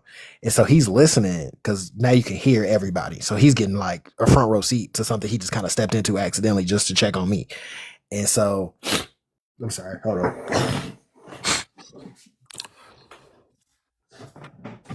I don't know what to draw in these empty spaces. So in short, so now he over here trying to get her attention. Now they over here slightly, somewhat beefing on in front of my house. Cause she's like, no, cause I'm not finna come over there so you can put your hands on me, blah blah. He's like, man, move out the way, nigga. Like, say I nothing to do with y'all. And I'm just sitting there on the phone. I'm not even talking to him. I'm just looking at him, and I'm on the phone talking to my homie. I'm just like, yeah, now he over there trying to talk like he finna come over and do something. He know he not finna step in front of these cameras. Cause if he get on camera, it's like what it's gonna look like me defending myself. That's cause I'm not finna come over there and greet you. Right. So she ended up walking over there, and she was like, no, I'm gonna go over there and I'm gonna just tell him. I was like, all right, listen, because now I'm on the phone with him and I'm talking to her. I'm like, listen, you go over there, it's on you. I'm not gonna come over there and save you. Like you gonna go over there, and I need you to understand that he's trying to get you. Okay. Yeah. So if you want to get got, go ahead. But I'm telling you, I'm not kicking you off my porch. He can't come get you off my porch. You're fine if you sit back down. She's like, no, I'm gonna just go calm him down. I was like, you do you. Do you. Right. So now she over there talking to him in my driveway, like right in front of my camera in my driveway, talking to him off camera. Right. And so bro, I ain't gonna lie, this man, this really pissed me off, but I had to pray about it. But this really, really pissed me off. Homie started pleading, like he's screaming. He's like Jesus Christ, please give me my wife back. He's just yelling all type of blasphemous stuff. Cause before she get up? No, like she's over there and she's like walking back to the house, like kind of like fighting to what? Oh no, I didn't get because that happened after this. But so she's trying to calm him down, and so now he's like screaming for her because she's coming back to the house to come pretty much sit down, and so now it's like he's saying stuff that's making her yell back and kind of like pulling her back, And so I'm on the phone with my homie, and I'm just like, hey, you, whatever her name was, I forgot. But come back here, come here now. And so she comes back to the step. I was like, please let me pray for you. Okay. Did you please. what? Wait. Yes. Oh yeah, I'm my like, God. What's please going on? Let me just pray for you. Who are you? Who are you? This is me. Who are you? Because I'm just like, there's nothing I can do for you because you obviously are gonna go over there. You're obviously gonna go. You prayed? Yes, mid all this. Yes, this man is in the driveway going ham. And I love Nina for this because we was about to pray and I was like, I'm closing my eyes. Close your eyes. I told her to close her eyes. And I was Oh like, my God, Nina, you keep your eyes open. You making me angry. She looked at me and she was like, right you think I was finna close my eyes? I'm like, I love this woman. So I'm just like, you keep your eyes open. So I'm sitting there praying. And so my homie on the phone, and he praying with me. So we sit here. What the fuck? What is going on? Why this man is over here going ham, going like crazy? He going crazy because he's like, "Are you serious?" He's like, "No, for real." He's like, "Are you serious?" That's the worst thing you could have done. You gotta be kidding me. You'd be better off trying to fight him. You start praying. Oh my God. I prayed her right on over there, boy. I ain't gonna lie to you. So I prayed for her, and then she was like, "Thank you so much." Woo, and she went over there. And that was, as far as I'm concerned, that was the end of my story. Okay. So that was done. She went over there. I think I may have stayed outside for like a little bit longer. And then I went in the house and we just talked about it for a bit. And that's when I look at my text messages. Now the text message was like, from the, "Oh, so you calling me a B?" And then me being like 1 second. Oh no, me being like 1 sec. And then him like, "Oh, so you calling me a B? All right, bro, you gonna have to come see me. Like we finna box." So I'm looking at the message and now I'm just like, bro, you talked all that greasy before I done prayed for this woman that I've been sitting outside this whole time on my phone and you ain't seeing none of the stuff you was saying via text message. Right. Like, because if that's what you were saying, you'd have came outside and seen me. Because I didn't move. I stayed where I was at. I remember in high school, I had a nigga tell me, "Oh, I've been looking for you." I was like, "How you been looking for me if we both got the same schedule?" It sounds good in his mind. It sounds really, it sounds really good. I'm not tough. Like, why is he making up stuff? Like, so he didn't text nothing else after that? No, that's when I end up texting him because he texted me out. It's like a long thread of just him going stupid, and so I screenshotted everything. I'm like, all right, so if I do have to piece you up at some point in time, and I sent it to Nino. I'm just like, if I ever got to piece this nigga up, we got evidence that it was coming to a head, and I didn't provoke it. Like, okay, your girl was scared to death of you and needed someplace to be, so she sat outside on my porch and called her mom. That's the story. Right. I didn't tell her, like, "Oh, if you need a savior, I got you." No, sweetheart, you can sit right there. I'm already sitting on my porch. If you need to use this phone, you can use it, but I'm not letting you leave my sight with my phone. So but he the one made it greasy though. Like, yeah, so, you talking about going inside? Who you talking to? That's where I was at. After that point, I switched gears because I'm just like, I'm just an innocent bystander. I'm your neighbor, and you need to use a phone. I don't know where you're gonna find a payphone because them things is non-existent. Here's my phone, use it, and then you gonna text me and tell me to go in my own house. I'm sorry, bro. I've been grown for a minute. I'm not finna let somebody tell me to go in. I'm sorry, a cop couldn't tell me to go in my house. I'm on my property. I can stay wherever I want on my own property. Now, right. I just don't understand that logic. So I couldn't rock with that. So yeah, after all said and done, come back in the house. I see the text message and it's like, "Oh, you calling me a B? Oh, nigga, you gonna have to come see me." And I'm just like, "Nah, am I having a flashback or something? Because I just seen that nigga. And he didn't say nothing to me." Wait, so this a new text? No, this is old. This is before he came outside. Right. But then you seen him outside and nothing happened. Nothing like that. Nothing was said to me at all. Right. He came outside whispering like a weird snake or something. Like, hey, come here. Like, no, fam, no, you was greasy. Like, man, imagine if and this is God. Because imagine if I had seen that text where you came outside, I'd have thought you was coming for me. I'm like, "Hey, nigga, why is you whispering? You came out here to talk to me, right?" Right. No. I didn't see that till I went in the house. So now, I ain't gonna lie, naturally, I feel like you or anybody else would have just been angry at that text. I got sad because I'm just like, not only did you not come see me when you claim to have been coming outside to come see me, you also are denying the fact that you need help. Like, not maybe emotional and, psychological for sure. But I'm saying, like, the only reason why me and you is quote unquote cool is because you always need something and I'm willing to give it freely. So for you to turn to end this story on a head that you're just a complete idiot and you abusing your girl and trying to figure out how to manipulate her back into the house, and so you chose to shoot her straight and hit me with it, it becomes, fam, are you dumb? Like, I'm not your only source of security by far, but it becomes, fam, our relationship is one sided. You always asking me for stuff, and I'm willing to give it to you. I've never used it against you, but for some reason now, when she's escaping you, you want to turn on me. Fam, I didn't choose a side. She wanted to tell me all type of stuff about you. Imagine if I just let her tell me. I shut her down so she wouldn't tell me all that stuff. Well, see, you dealing with niggas, you know, and it's such a, and it took me a long time to grow to understand the distinction. And it's like, niggas is worse than the KKK, man. Like, What you mean? what you mean? What you mean they worse than the KKK? They is. When it, like, you talking about the enemies of black folks. Oh, okay. The niggas. Like, I get you. They're a much bigger enemy. I feel like, this is crazy. And it's like, and his behavior, because he feel entitled to everything he asked you for. And he felt so entitled. That's so crazy. He can tell you to go in the house. And I'm supposed to go in the house? Who is you? Like, I think that is something else that I forgot to mention that I could tell definitely set him off. He was just like, hey, go back outside and see what's going on. I was like, fam, you know, I got other stuff going on. I don't have to go outside and like check in on whatever you got going on. He's like, no, bro, but I need you to do. And I was like, all right, sure, I'm gonna sit on my porch. And that's what I did. So I guess in succumbing to that one request, it was like, now if I could tell you to come outside and you sit on your porch, I can tell you to go back inside and manage your business. And see that's the whole thing with the nigga. Is everything they do is like to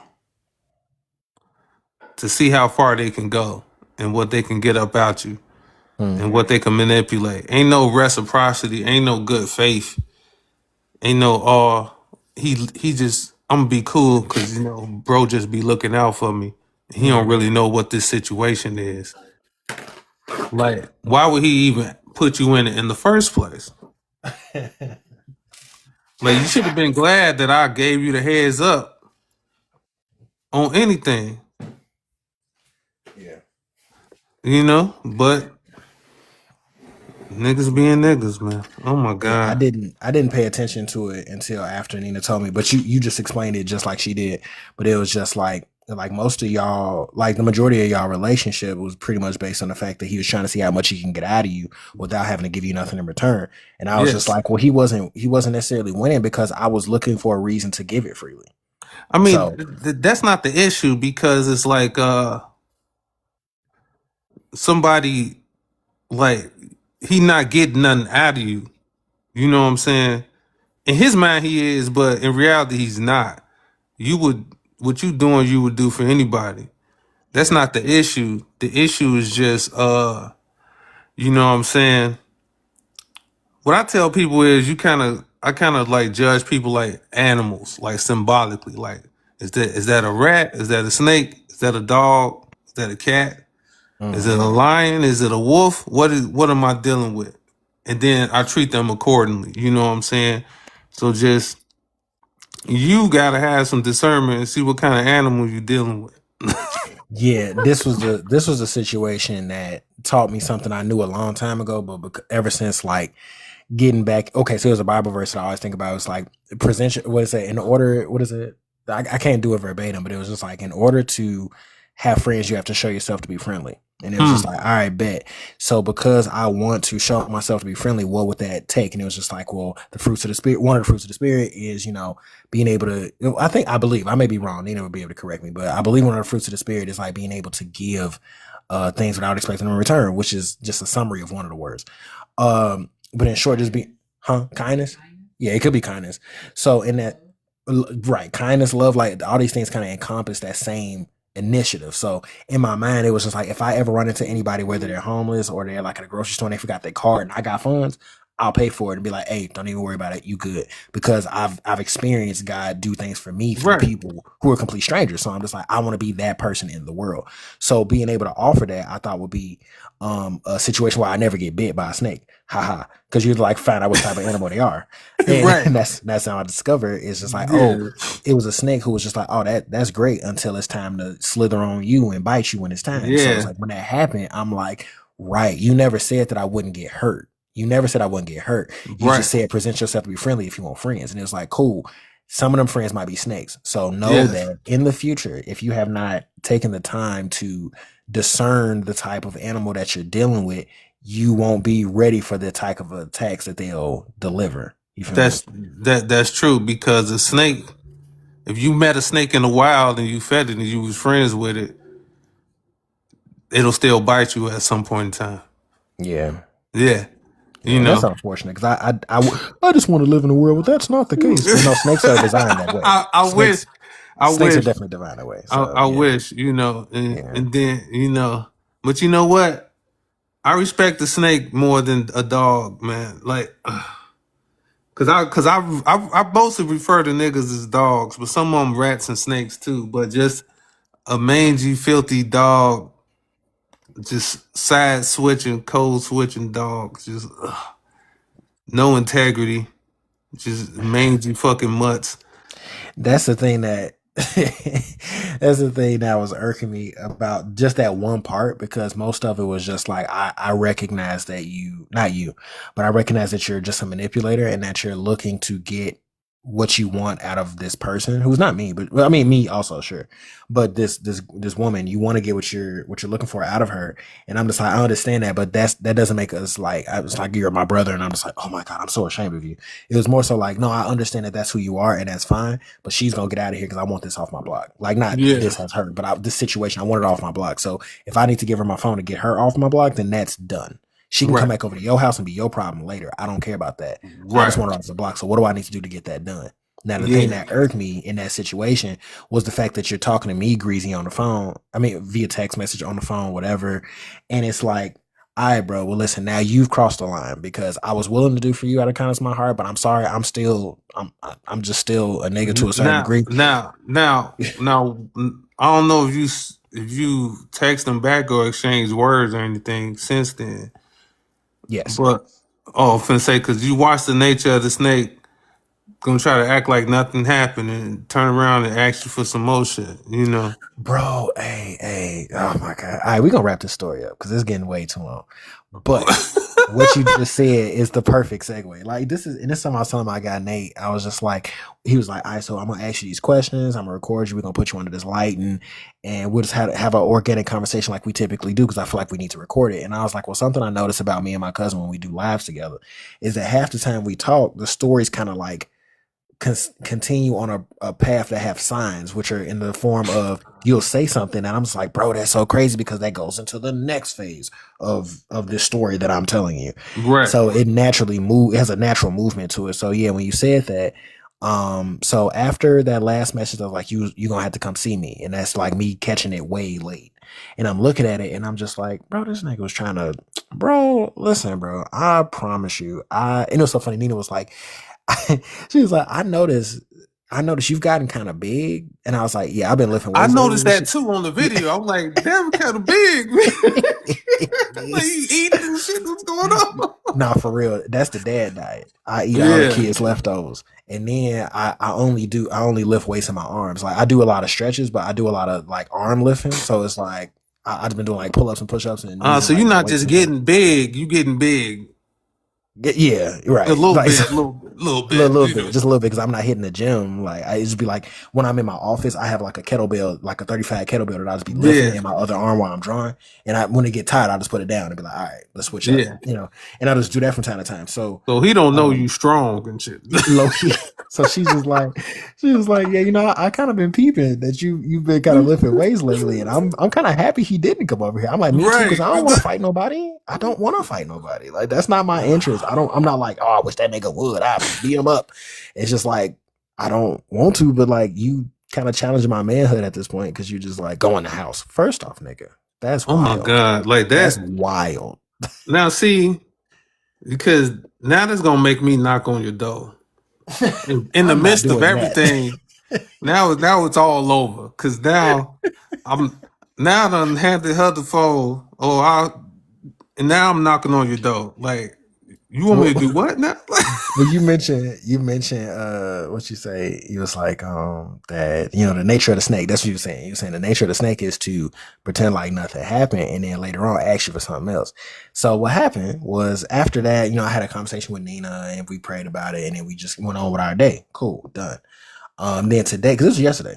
Because then today I'd already remember. You're just like, why would you do that? I told the lady. I told his sister, because I know it's his sister, but I told his sister on the phone, we was talking about the whole situation earlier before everything went south, that I was going to mow the lawn because I'm doing it tomorrow. She was just like, yeah, I'm going to be over there tomorrow. I'm probably just going to ask him for the keys, blah, blah, blah. Are you And mowing also, the lawn? no. Well, yes, but not hers. Okay. So in short, You I sure? texted. Am I sure? Yes, I'm Okay. sure. All right. So I texted. I better her, not and hear it's that like, you mowed this lawn. I did not. And it was funny because she really tried to like follow it back up, but I was like, nah. So I text her and I'm just like, what I say? I was like, hey, just in light of everything that took place today, I'm gonna keep my stuff on this side of the property line. I was like, I'm not gonna cross over there and interact with that. And she was like, no, I completely understand. So I was like, all right, cool, bet. So today, I went outside, got my lawnmower started mowing the lawn.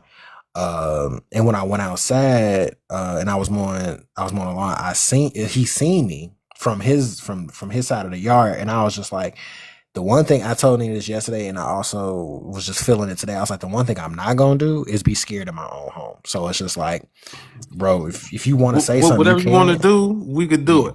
We could just do it. Like I don't know what, because I just don't want that on my conscience. Like, that nigga told me to go in the house and I went. Hell no, bro. I'm sorry. I can't tell my brother or my cousin or anybody, my wife. I can't tell none of y'all that some nigga scare me into my house. That's not going to happen. I cannot imagine it happening. So it was just like I'm walking to the garage. Well, you came to the house, but you didn't come to the back. But I'm walking to the back part of the garage to go in and get my lawnmower. And they back there working on the lawnmower, and she must have was about to wave, and I was like, hell no, you ain't finna start nothing up because of you. No, he gonna have to start something.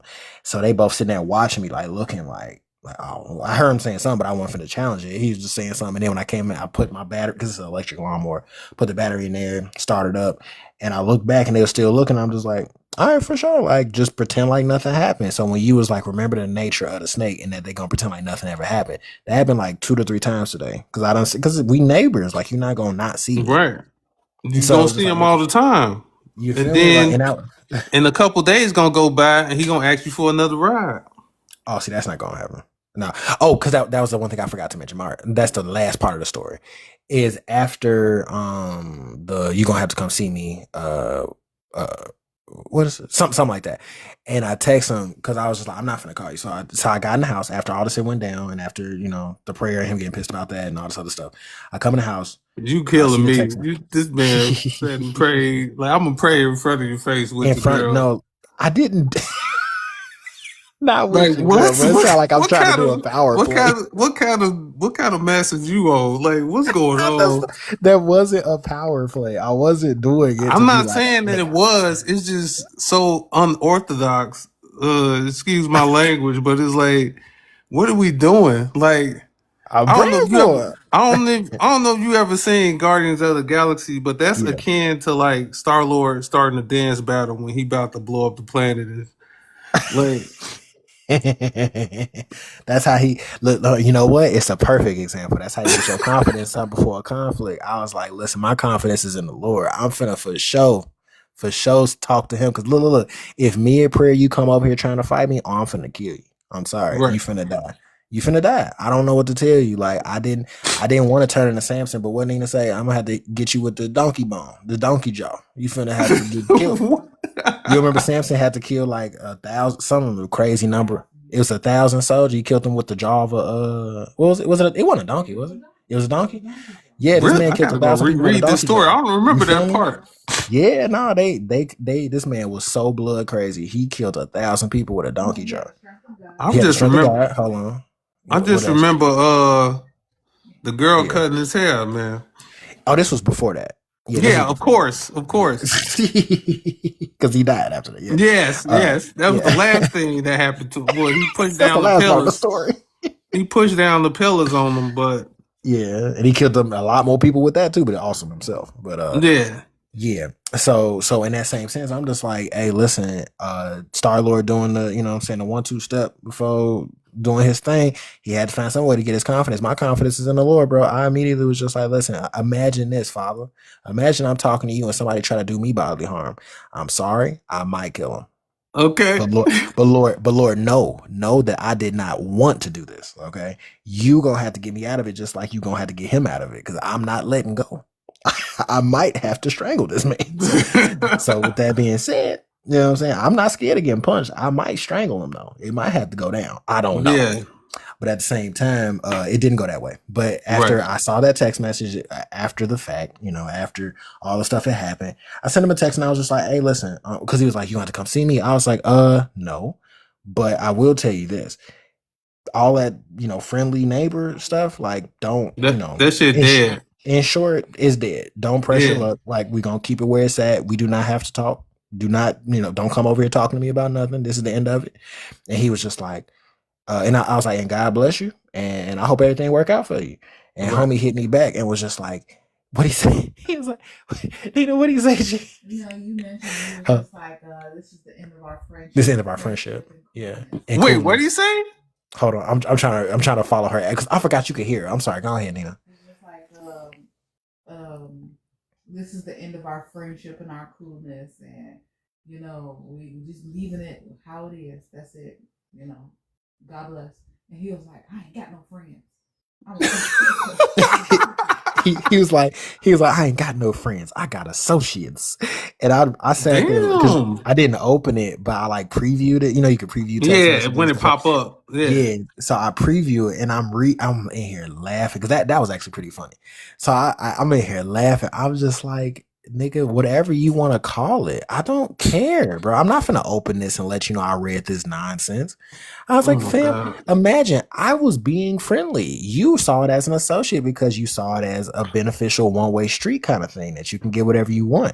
Now realizing, nigga, I greeted you from a place of I was willing to do this for anybody. This didn't make you special. I was like, bro, don't try to make it sound like I'm being gay because I'm like, oh, friendship. No, I got associates. Well, let's see how that works out, okay? Because, cause I don't know. God. That's a child. I feel like he older than you. But You know, to be honest with you, I would say yes. If he is, probably not by much. But I would have to say he didn't age well if he's younger than me.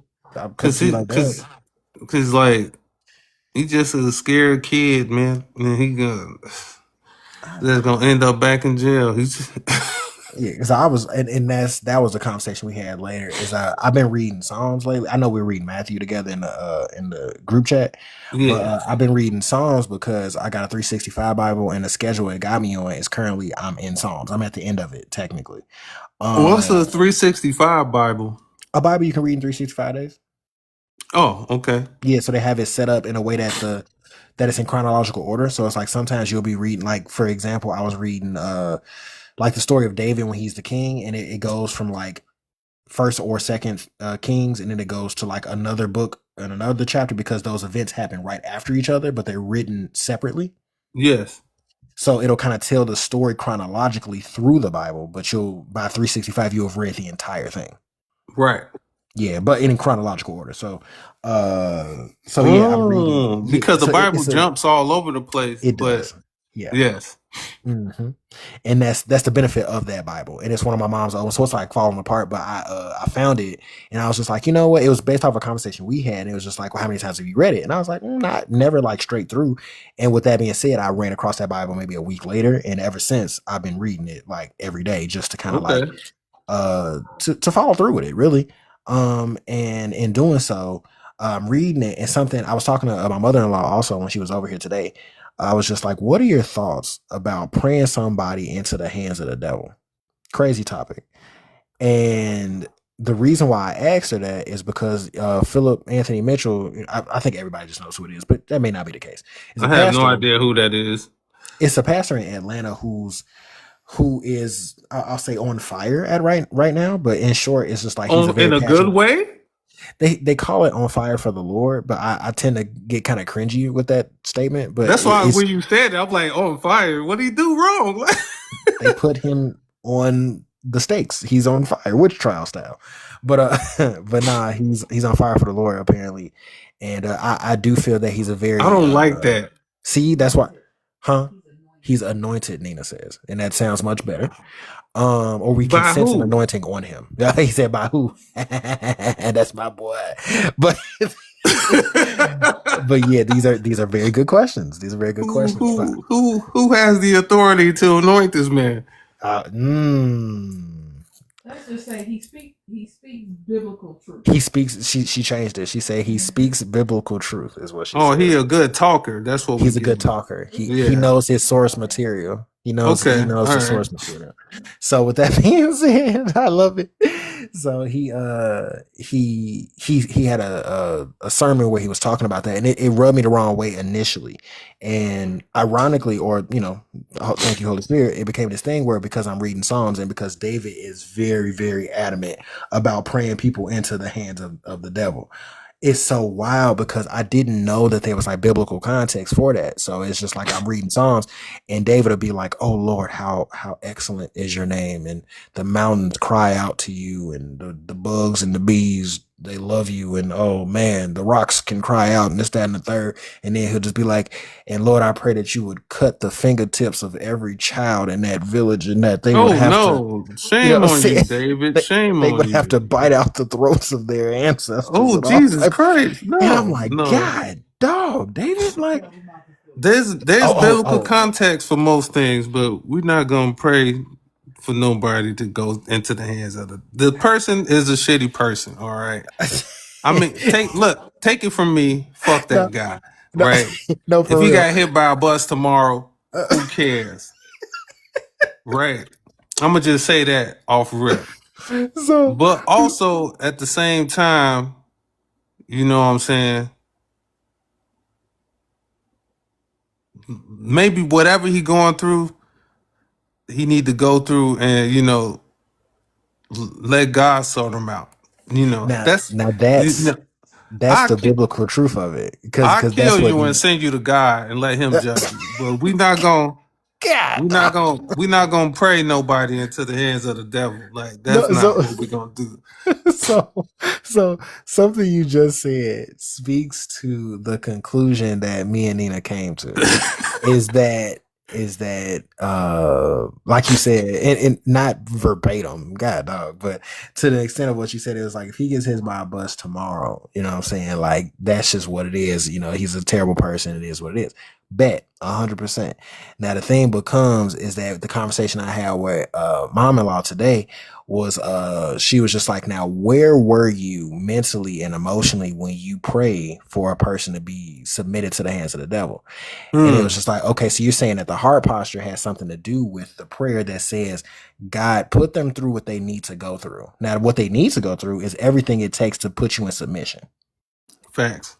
You feel me? So it's not necessarily praying them into the hands of the devil so that they die, because Job technically was placed in the hands of the devil for the visual testing of everybody being like, well, God put you through this because you was a sinner and you did this. He was like, no, I allowed this to happen to prove it to Satan that you can only do what I allow you to do.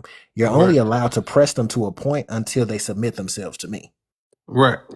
And even though Job was already doing that, it's just like, no, I want to show you because you were so convinced that if I take all these earthly things from him, he'll turn his back on me. No, I'm going to show this to you, and I'll show it to you 1 billion more times. So when my people go through a thing, I'm allowing you to put them through it enough. So that's the whole idea of praying somebody into the hands of the devil, is because if the devil has to submit himself to God, then it becomes he can only do so much until submission. Right. So it becomes, it's like praying him into the hands of the devil becomes, Lord, I'm gonna need you to put him through what he needs to do, because apparently he needs a lot more work, and he's not gonna feel the heat of the fire until you hang him over it. He's gonna have to cry out to you until this is over. I don't got faith in him though. I know you don't. I don't either. I don't But I don't got I don't got faith in the dude. Like he might just side with the devils. But you know what? Then that's his call. you. Ain't Oh, got nothing to do with it. did you Oh hear? shit. Yeah. She's like, that's where he's supposed to be. That's where he's supposed to be. Shit. No, that's she own it. Look, she done sat all Look, over him. look. She say because the Bible say she that God'll leave you to a reprobate mind. If that's where you want to be, you could stay there. Yeah.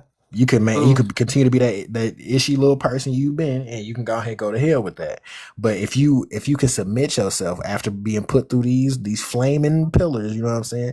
Then there's some not retribution, but there's some salvation on the other side of that. But if you don't want that, then you can stay where the hell you at. Enjoy. I'm a Say what's on the rock I'm bottom is hell. Wow, Nino, take a nap. God, dog. I'm a pray that he find enough manhood to cross the threshold and apologize to you. I'm sorry. Let me not be so intense. Oh, shout out to you, Keyshawn. He's talking about some Pastor Devin speaking tonight. He funny as hell. That's my homie. I don't work. I technically want to say I work 2 jobs, but I quit the first day. Uh, but that's That's my crazy. boy. But yeah, no. I'm sorry. Dang, I saw his comment and it threw me off. I'm sorry, but no. If he tried to come over here and apologize to me, I ain't gonna lie to you, bro. I wouldn't want to hear it. He would be better off sending me a text. I ain't gonna lie to you, because if No, I seen him face to face, it it wouldn't ain't go. for you. It's like you Make don't an need his apology. apology. Yeah, hell no. I'm straight. No. But it's like it's more for him. But you know what I'm saying? But it's just like the lack of grace and responsibility, and just like It's sickening. it's sad and it's It's sickening, very sad. and it's like it's a waste of humanity. Like, why are you breathing air? Like, Why do you exist? I it, feel like the worst of people exist for a lesson. Keep it a buck. Like, I feel like they are a visual representation of what you maybe what you used to be, or maybe the worst of what you could be, or that and it's sick. that's a life life itself is so sanctified that that's that can't be true, Why you say that? because as shitty as his worthless life is, God, dog. the fact that he's living, the gift of life itself is such a sanctified thing Yeah, that is not there to just to be paint a wasted like picture for that. you. Okay. You know what I'm saying? He's squandering A gift that the is like, most precious of gifts, which okay. makes everything 100 times more ridiculous. Okay. And I so, understand what you mean. you know what I'm saying? The test is with himself. You know, you fight yourself against yourself. You know what I'm saying? Like, and that's like somebody like him and the way his behavior is, like, and I know you don't, but you shouldn't feel nowhere about it, because it ain't really, he's just really projecting out. The person he need to slap is himself. You know, the person he mad at is himself. You know, he beating on the girl, he beating on himself. Like, Yeah. you know, and so this is kind of, it's tragic. It's It's very as, tragic. it's as tragic as it is hilarious. But Now, so did you hear? Okay, so Nina's saying that the lesson is for the girl, and I feel like, did you hear what he was saying in regards to how the pressure, the idea that having life itself is this precious gift that he's squandering, and that technically the test is for him fighting himself, whether it's his past self, current self, and versus the future self, whatever the case may be, but that it's not necessarily for our observation, but for his journey himself. Like, do you feel that your statement still stands, and with that yes, being said, or not? I say yes. I do feel that my statement still stands, because in this situation, she's seen someone. Well, from what we're hearing from the sister too, is that Yeah. she's tried to talk the girl off the ledge. Mm-hmm. You've tried to talk her off the ledge. Mhm. And be like, don't go over there, because you know exactly what he's about to do. Yeah. and we see she's still over there. Yeah, she over there today. Yeah. Yeah. So it's like Yes. the lesson is meant for her to Witness. to realize Okay. that you need to get away from this person. Yeah. And if you don't, You could. you could die. Yeah. Like he could beat you to death. No, legitimately. Yeah. And I'm sorry to say that, but you know, some people learn their lessons and some people don't. Yeah. But then that'll be a learning lesson for somebody else, and that's just the way that God, you know, works. What letting you? Yeah, it's, you know, some people, you know, live for a reason. For, you know, people come into life for a reason, for a season, and all of it is a learning experience. Okay. Yeah. Hey, what was you about to say, bro? The sad part is, because we talking about she is him. Oh, she is her abuser, is what you're saying? Yeah. Think of the nature of everything we said about him. She ain't. So is she. She's doing it to herself. Yeah. Yeah, I mean, because she's not a good person. You know, to an extent, that is 100% true. Because you know something Nina said yesterday, she was just like that. That with dang, what was it? That because she's experienced it, not like personally, but she's experienced this through somebody else. That it was just like the only reason why they are willing to return to that type of behavior that they're putting on this person is because they feel like they're worth it, like they're worthy of the abuse. They deserve it. Know that they're worthy of what they're going through and that they're not worthy of anything better. Yeah, that's a big part of it. And what birds of a feather flock together, right? That's valid too. Because it's like you know, maybe she feel like she don't deserve better than that. But then, for some reason I find a lot of people just like deeply attracted to all of it, like to just the point the drama like, of it. Not just that's the energy they into, it's a lot of, even though it's negative energy, it's powerful energy, and it's vibrant and it's frequent, and they're addicted to it, It's like, oh, he's doing all this for me. That's sick. It's a wanting the attention. Like, it's such a. It's not good attention. This for sure is not good attention. It's not good. It's such an animalistic thing. It's hard for somebody to even themselves be aware of it sometimes. But they get into that cycle, and they feel like that's what something real is. Like it's supposed to be that. It's supposed to be violent and aggressive. And if she ever got out that situation and got with somebody different, she'll push him into doing it. And if he didn't, she'll get rid of him. Or you just weak. Love me. Right. Type. And so that's the snake, because they so much alike. If she leave him and get the next man, she gonna try to turn the next man into him. And so imagine the next man being pulled into this life of pattern, this life of sin, or being turned into something because he cared for the wrong girl. You know what I'm saying? Mm-hmm. He compromised himself in so many ways.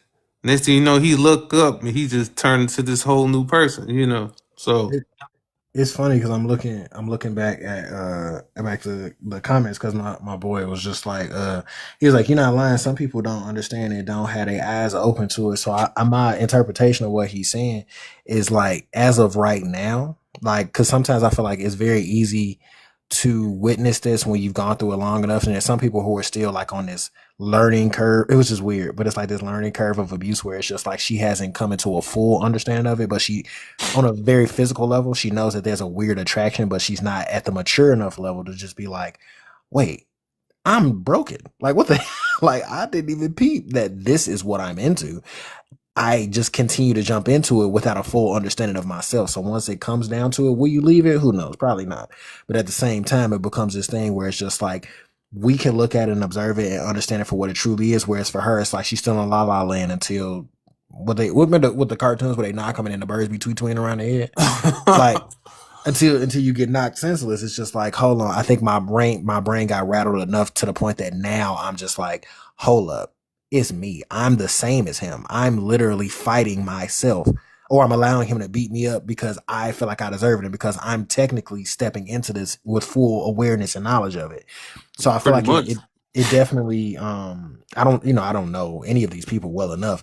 Oh, and I'm sorry, I did not tell just a very brief synopsis for him is that I had an interaction with a neighbor when it came to like domestic violence and stuff like that, and it leaked over into my yard, and I ended up being a little too helpful and ended up losing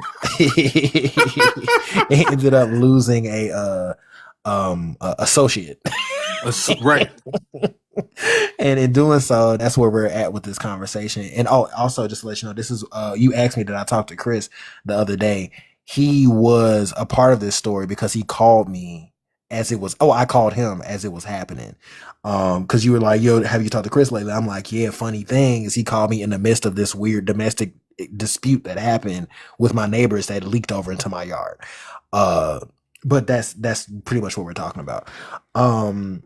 As we work on comic books. So Right. that's why you can never tell what our lives are going to be about, because these lives are just supposed to be about comic books, the industry, and how to, not infiltrate it, but how to jumpstart it and turn it into something different for indie creators. And it turned into a domestic violence conversation and Oh my prayer. God! Like I did not expect this.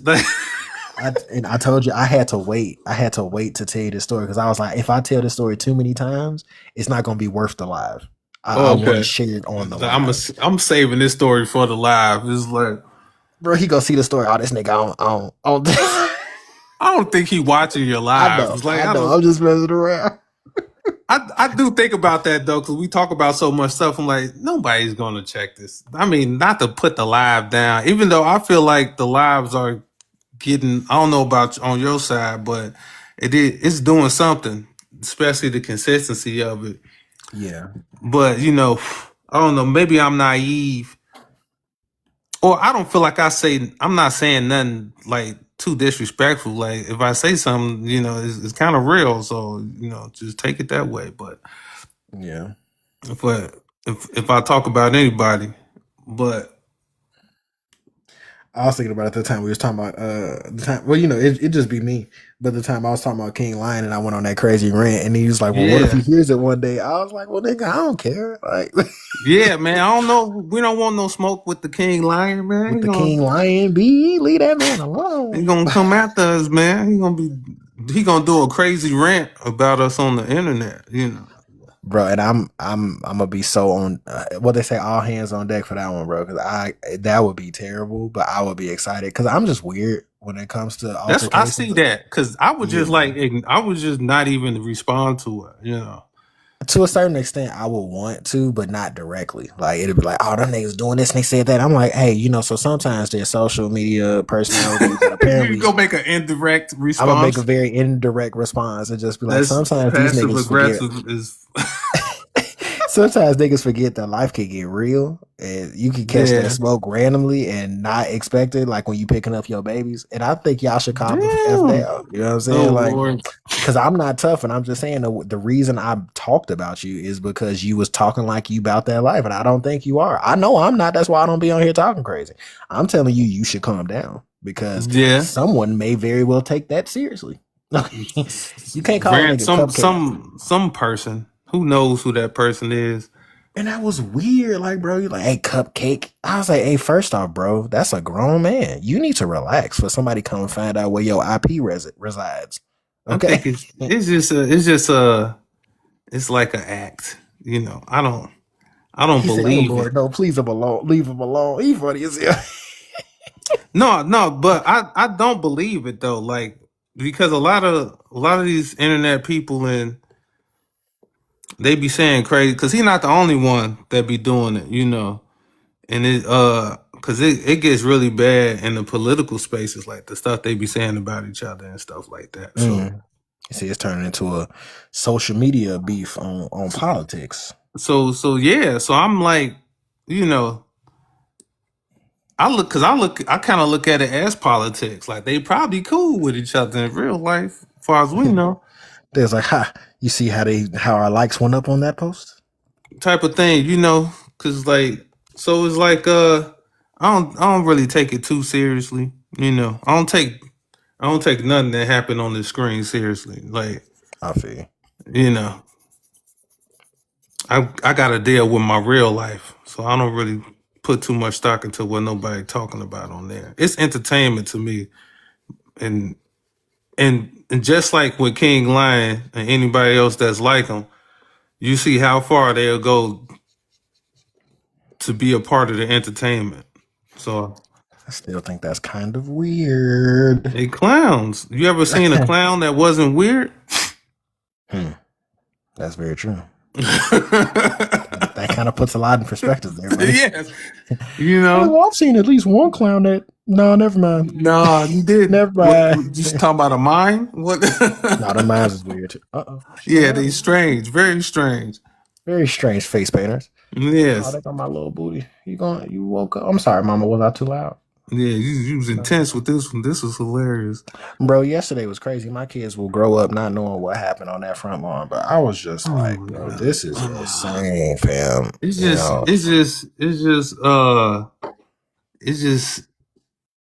I don't know, like Hell, I don't know. as an adult person, as a black person, it's just like, man, come on, man, bro. This what we doing. Now you Yeah. like Yeah. this what somebody that helped you out, neighborly to you, friendly to you, I never turn on somebody who I ain't gonna say that I need, but that's true too. I wouldn't turn on somebody that I need only because it wouldn't benefit. Like if you want to be a manipulator, be solid, okay? Why would it benefit me to turn my back on somebody who's helped me? I need the help apparently. Let me keep them. Because this time I told a friend of mine, I got you, babe. Let me get him. Come here, booty. I got you, mama. Let me hold you. Come on, take your little nap now. There you go, baby. So what I was saying was like, I remember I was talking to a homie, man, and we used to work together at the pest control thing. And he was just like that. The manager, he was like, bro, I don't know why that nigga is so scared of me, bro. Like, I be sitting there saying stuff to him, and he dang it look like he finna, you know what I'm saying, run or call the cops or something. And I'm just talking to him like I be talking to you. I was like, well, bro, let me keep it a buck with you. The reason why I'm not scared of you is because I know how to talk to you. I know I'm not finna sit here and press your buttons too long because I know you crazy as hell. So at the end of the day, I'm not finna keep messing with you because I know how far you willing to take it. I also know how far I'm willing to go. So why would I go beyond that point? right. Like, I know if I go beyond that point, I'm stirring the pot too much. Like imagine you trying to make something that takes a slow boil and you got that thing on high. Nigga, we gonna burn it. So at the end of the day, you gotta know how to keep your temperature cool enough to make sure that the dish don't get burnt. Okay. So all of a sudden, if you willing to go, oh nigga, you got to come see me. Go inside the house. Well, it's like if you gonna act like a gangster, then come see me then. Like, bro, I'm not a gangster at all. I'm not. But don't talk crazy thinking I'm finna just let that slide. That's wild to me. So with the King Lion thing, with my neighbor, with all that stuff, it's just like, bro, listen, I need you to know something. Do not be somebody you not. Don't. He is definitely somebody he not. And that's weird, fam. If you know you got warrants and you ducking and dodging the cops, don't talk about see me outside if you can't come outside. That's crazy, bro. Like I'm on the front porch. I'm sitting on the front porch. Because in his heart, he has no hope of not going. Somebody has no hope. It's crazy. So basically he just biding time until he go back. And that's not cool. I don't want that for you. It's not cool. He don't know nothing else to want. It's probably scaring him that he out. Well, that's deep. I never considered that. You know what I'm saying? Like a lot of these people can't do life. They can't do structure. They can't get up in the morning. They don't know how to they can't read and write too well. They can't manage a budget. They can't go to a job. This shit is terrifying for them. There's only one place they got to go. Don't go there. That's the only place that's gonna manage their life, where they know they gonna get 3 hots in the cot. Three You hots know, in the cot, bro. I keep all they forgetting about that. all they friends is there. You know what I'm saying? Oh That's hell no. He got that's associates. He ain't got that's friends. home. That's home. So right now he in this strange world where people go to work every day and they got families and kids and they pay bills and taxes. You don't know nothing about that, man. You don't know about that taxes and bill life, You know what I'm man. saying? He don't know how to be an adult man. He's just he's Hell, just, I don't neither, but I at least I mean, but you know what, that's let me not try to rub that in a hypothetical face. But I don't know how to be a grown man. But I know one thing is that I for sure will fight for peace, bro. I don't want no ruckus, bro. I don't want to have to worry about what you doing next. I'd rather have enough peace surrounding me that I feel safe enough to not have to kill somebody. That's yeah, really the only thing that I got going for me. I'd keep my head low so that I don't have to kill nobody. That's just yeah. the end of it. That's the end You, of it. So it's like when this situation erupted the way it did, man, you, I know I overstepped by trying to be helpful. I get that. But at the same time, I'm just like, bro, like you mad at I me because just I'm still being consistent with helping people? Like I helped you. You think I'm not gonna right, help her? That's right. crazy. So you know, at the very least, y'all just ignore each other and never speak again. Yeah, that's what And I'm saying. yeah, then He said jail people and are just different. and then let it be. And one day he'll just disappear. And it'll That's it's so funny. That's what we said yesterday when I was talking to Nina about it in the house. I was just like, because I know we was talking about it, but you know, praying him into the hands. You feel me? We was talking yeah, about that, and I did it because I was just like, Lord, I think that you're the only person that can save him from himself, and that's up to him. But I'm praying that you put him through enough that he submits himself because that's what he needs to do. yeah. And I left it at that, Well, and then it's steps to that. He got a long way to go before we get to that point. and I hope I miss all them chapters. I hope I miss every one of those chapters. it's so crazy, man. This I hope stuff is next time I see him, ridiculous. he'll pastor somewhere. That'll be crazy. He like brother Devin, bro. I'm like Like nigga, you. give it 5 years. You never know. another trip to the what'd you say the three hots in the cot? You feel me? Yeah, one Yeah, more. He might need one more stay or two to figure it out. You know. yeah, and I don't want that for him, but it was like based off my situation. I'm just like, bro, I Hey, can't. if that's what he need, that's what he need. You That's what he know. need. You feel me? Like I'm gonna let you figure Mm. that out for yourself. But I Keisha, you hear. 100% right. Jail people are definitely different, and it wasn't something that I ever because it's not the only nigga I know that's been to jail. Like it's not. I think it's rare to find people who haven't at this point. But at the I've same been to time, jail. What is- but you family is different. Like I never turn my back on you. That's just it. It is what it is. You know what I'm saying? Like I couldn't imagine there being a circumstance where I'm just like, hey, nigga, we not talking to Donnie no more, nigga. Like, so in my mind, it was just like, hey, everybody does something, and some of us get caught, and I'm sorry that happened. But at the same time, if you need me, let me know because I do everything I can within a realm of reason. I think And yeah, whether it's jail or anything, it's like people when you go through some, you got to try to preserve yourself, and you know what I'm saying. So he's supposed to be some dangerous street nigga who went to jail, and none of himself has been preserved in any of that, and so he's not even a real person right now. He's just some facsimile of the last time he watched a TV show or some shit, like whatever the fuck that fake shit supposed to be, or it's weird. maybe he emulating his favorite rapper. Who knows? Maybe I guess so you because know, it was just you very not a strange. you're not a real person. You barely a human being at this point. I mean, that's why I say it's a waste of air. You know, it's like, do you have an original thought in your brain? Probably, Man, probably I not. don't know. But that was my story, man. That was my TED talk. Yesterday was That's very crazy. eventful.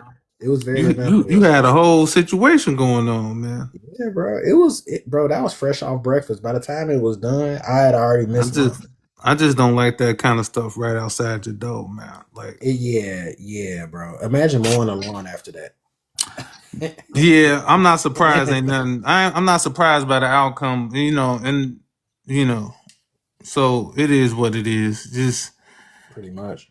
Just give Broski his space. Stay on your side. Stay on my side. Don't talk to me. I ain't gonna talk to you.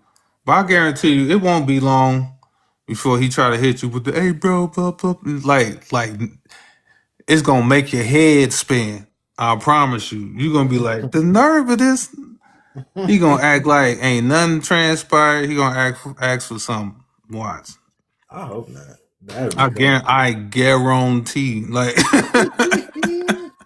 you going it's gonna take you a second to just your brain gonna skip. You gonna I know this nigga ain't gonna. That's funny. But yeah, man. So yeah, that was my exciting story. I told I was waiting to really talk to you to share it with you because I've only told. Of course, Nina was there, so she experienced it. Then I told you, and technically you're the only person I've told the story to. And Yeah, I can't wait for you to tell your brother. Oh, see, yeah, I'm so happy he don't have a car because that goofball would totally. He'd have came over. Yeah, I love that skinny nigga, but I ain't got time for him. We grew up at a different time, man. You had to do stuff. You had to do stupid things. We were dumb. It was unnecessary. So I'm gonna tell his little crash out behind when I go over there tomorrow. With my he finna notify all the goons and shit. Just nigga, they're my nieces now. All time. Look, he finna go into a whole. He remind me of Bear because they get so animated and so they got such strong conviction about things. So I can't imagine what happened. I'm gonna definitely keep you updated. When I figure out where this nigga is mentally, I would definitely bring it back to you. Be like, bro, you would not believe what this fool said. Oh my god, that's gonna be hilarious. It's gonna be worth another live, B. Yeah. But back to something we mentioned earlier. You had asked, well, I mentioned it during the story, because it happened the same day. But that I got the job, right? Okay. Yes, I knew it was something in the back of my mind. We probably talking about something else. All right. Yeah. Because at first, all right, I got to dial all the way back. You were selling the insurance. Wait, no, you was doing the pest control. Yeah. Then you selling the insurance. Yeah. Then you're gonna drive the school bus. Yeah. Then you're gonna drive the Pace bus. No, then it was the Amazon bus. Then the Amazon bus. Yeah. Now you back in insurance. Not the same place. No, not the same place. No. Is it a better place? It's to me, yeah, because there's an hourly. It's a salary job, and it also has commission on it. Okay. Yeah. But do you gotta? Are you managing insurance or you gotta sell insurance? Like they want you to be a shark still? Like you better turn it on. Oh, okay, for sure. No, it's a little bit of the shark, not as much. Like the one that I was doing before, let's say it was you had to make a minimum of 150 calls a day, right? That's insane. This one with the salary is you have to make 75 calls a day. Okay. And it's not life insurance. It's like home, auto. It's State Farm, technically. Okay. Yeah, so so it's more legit. It's more legit, yeah. Yeah. And it's not super duper sharky, and yeah, but that was my main concern is that I didn't mind doing the life insurance sharkiness of it. I didn't mind that. The thing I did mind was the fact that my pay was not consistent. So that was the thing. I was like, I could get back into doing the insurance thing because I enjoyed the stuff that I was learning and I like interacting with people. So that part wasn't an issue for me. It was just the fact that my check one week could be zero and my check next week could be like $2,000. And that's cool if it was at least around about consistent. Like from you need it need to be the same thing every time I get paid. Yeah, so that's why I was like, if I could find an insurance gig that or some type of job like that had a salary attached to it, I'm in. So when I applied to this one and I saw it, I was like, hey, Nino, look, like check this out. Oh, I didn't. I'm about to tell. Well, we just got on this topic for real. But Wait, what? What else happened? So No. no, it wasn't about that last situation. It's about the insurance thing. So Okay. we was at the crib, and I told her, I was like, "Oh, check it out." Like, one night I was just doing a bunch of random applications, and I didn't, I wasn't really thinking too hard. I was just like, "Oh, let's just shoot for a boom." And they sent me an email in the middle of the night. I'm playing Rainbow Six with Evan, and it just came up. I'm like, "Oh snap, Nino, they want me to go to the next step of the interview process." She's like, "Oh wow, look at that! Like, let's go ahead and do it." So one was like basic questions, like, "What would you do in this customer experience?" Because it's customer service, and I have a lot of customer service on my resume, Right. so it's just like, "Oh, this is what you would do. This is what you do. Whatever, whatever." And it's like, okay, the last part is this math, uh, test thing. And like, it Okay. came up some math questions, and I'm like, "Ooh wee, I'm not that great with math. Like, I'm gonna need a pen and paper, calculator, AI robot, and everything just to get all this math going." She was like, "You know what? Let's do it together." I was like, "All right, Okay. bet." So we sitting there, and huh? Oh, and it was timed, yeah. So we just like, "Ooh wee, they want us to answer like 30 something questions in 15 minutes." I'm like, "Hot dog! Like, I'm already not that great with math, but that's rushed." She was like, "All right, let's do it together." So we sitting there, bro. We was tweaking, like we was just guessing all type of answers. Like, she was like, "It's obviously B." Hell no, it wasn't. Here you go, baby. Like she's like, "It's B," and I'm like, "All right, get the calculator." So we break it down. The question is like, "All right, so this minus that, plus that, carry that, move that, divide that." Shorty, that's not even on one of the options. That's crazy. It's like, what the hell math you doing? So we just BSing. We just playing. We was like, all right, well, I submit it. We weren't playing. We- We was legit guessing. I mean, no, playing as in we was guessing. Not like playing like, ha ha ha, let's pretend. Like, no, we were dumb. Like, we were just like, let's just try. And we did it, and nigga, we passed it. I'm like, say Hey, what? I Get out of guess. here. Hey. So they set me up for matter of fact, Keyshawn back. So we say what? I'm downloaded. Get Division so we can jump on there for sure. So what happened was, and now that you back, I could tell you this story too. So it was my first day of working with the homie who's on the live right now.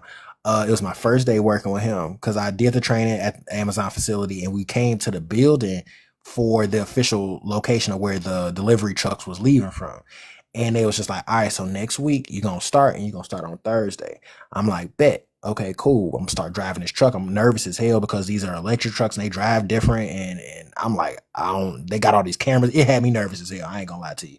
So what happened was the email talking about some, hey, State Farm wants you to go to the next level of the interview process was that Wednesday, Okay. the day before my first day. So I'm just like, oh crap. I'm looking at Nina like, what should I do? She's just like, well, I think the day of. it was no the day of. The day of. No. I'm talking about the math thing. The math thing was the day before. The interview, we was like, can we do it the next day? And that's when I was like, let me call homie and be like, I'm not gonna be able to show up. Right. Yeah. So what happened was that I'm explaining it to you, but that's what happened. So in short, I'm gonna go to bed. good night, I'm nigga. gonna let you. I know. But I'll be back there when I go to zero. It's 32%. I'll be back when it's zero. Okay. All right, baby. So in short, it was just like here's the available dates that we got coming up. One of them was like the following week, and then the most recent one was like the next day. Like, come for the interview the next day. I'm like, dang, but I'm about to start working with the Amazon trucks. Like, oh, this is not good. Like, I don't want to jeopardize the new gig when I'm trying to get something that, I don't mind driving the trucks, but I'm like, I do like customer service, and it's not going to really be customer service like that if I'm just driving around all day. So the freedom will be cool, but it's also seeming really restrictive because it's kind of freaky with all these cameras. I'm like, I don't know. I'm stuck. And she was like, you know what? Just shoot for the interview for tomorrow. Just do it and see what happens. And just call the manager for the driving gig and just be like, hey, a family situation came up and you're not going to be able to make it. I was like, cool. All right, for sure. So I set it up, and the next day came. I called Buddy. I'm sorry. The next day came, and bro, let me tell you something. The interview got canceled after I canceled my first day of work, bro. That's crazy. Like, I called Buddy, and I'm just like, well, I text him. I'm sorry. I text him. I'm like, hey, I'm not going to be able to come in. Sorry for the inconvenience, but it's some family situation that came up. He was like, okay, call me when you get a chance. Cool. So then I go and I check my emails and they're just like, yeah, so homie was doing an interview, he got sick. And I'm just like, oh, That's isn't that crazy. cool? Like, isn't that just swell? Like, shorty, I just canceled my actual job to go and y'all canceled it. So I end up calling Buddy back because he's calling me. He's like, yeah, so can we talk about this? Like, so what happened? I was like, yeah, it's a family matter, so I can't really talk about it. He was just like, do you know how often my drivers call me and tell me it's a family matter? I was like, I'm assuming a lot. Like, 'cause I don't know why the hell you thought I would know. Like, Right. nigga, a lot. Like, and he's just like, I had an attitude and he didn't like that. But because I'm like, don't ask me dumb questions, nigga. I don't know how often you get phone calls. What the hell? Are you stupid? Like, you are an asshole. yeah, and Evan tells me that all the time. But it's like I don't show that all the time. So it's like sometimes I'm just nice. Most of the time I'm nice. I feel like it kind of slides out. Like It does. It definitely does. Yeah. It definitely does. And that's the thing is that God is working on me. The work is not finished. It said that he'll never leave a work unfinished, not that I'll see it to completion. Me personally, he's like, no, he's going to continue to work on me. So continue to work on me. Work on me, God. Please, help Lord. me. Oh my God. So homie's like, do you know how many people call me telling me it's a family? I'm like, well, shut the hell up, nigga. I don't know who be calling you, nigga. Like, fam, I don't even know you. Like, why do you think I know who be calling you? So anyway, he got so I'm just like, he got offended because I did have a little too much spice on it. I think it is what it is. It's in the past now, but I did have a lot of spice on it. So I'm just like, yeah, like, fam, I don't know. Is it a lot? Like, tell me. I don't know. And so he's just like, hey, I don't think that it's a good fit for us. This is gonna work out. Oh my God. Well, good thing the other thing worked out, Yeah, no, eventually, because after it happened, because the phone call happened while I'm at the crib with the wife, so we sitting there, and I go in the other room to take the call, and I come back, and I'm just like, hey, so that was a quick conversation, because we agreed, like, I don't think it's a good fit. He don't think it's a good fit, because I'm just like, that's not how that went. No, it kind of did, because before I went to take the call, I told her, I was like, I don't think I really want to do this. And she's like, well, baby, I don't want you to do something you really don't want to do, even if it's to take care of us. I'd rather you do something that you actually want to do. So I really want the State Farm thing to work out, but they want to reschedule for next week. Right. So ain't nothing wrong with that. And that's what she was like. She was like, if they want you to reschedule for next week and you already know that they booking your schedule for this delivery thing, then you might end up canceling next week too. And I was just like, yeah, you're right. She was like, so you might as well just call them and tell them you don't want the job. I didn't just do that outright. Okay. I didn't do that outright though. Next time, listen to your wife. Yeah, for sure. Because I did not listen like directly. It was just like, you probably you rarely listen. I see it's a pattern with you. Like. My boy talking about some. He was like, "It's crazy. You sound just like him." I'm talking about the manager,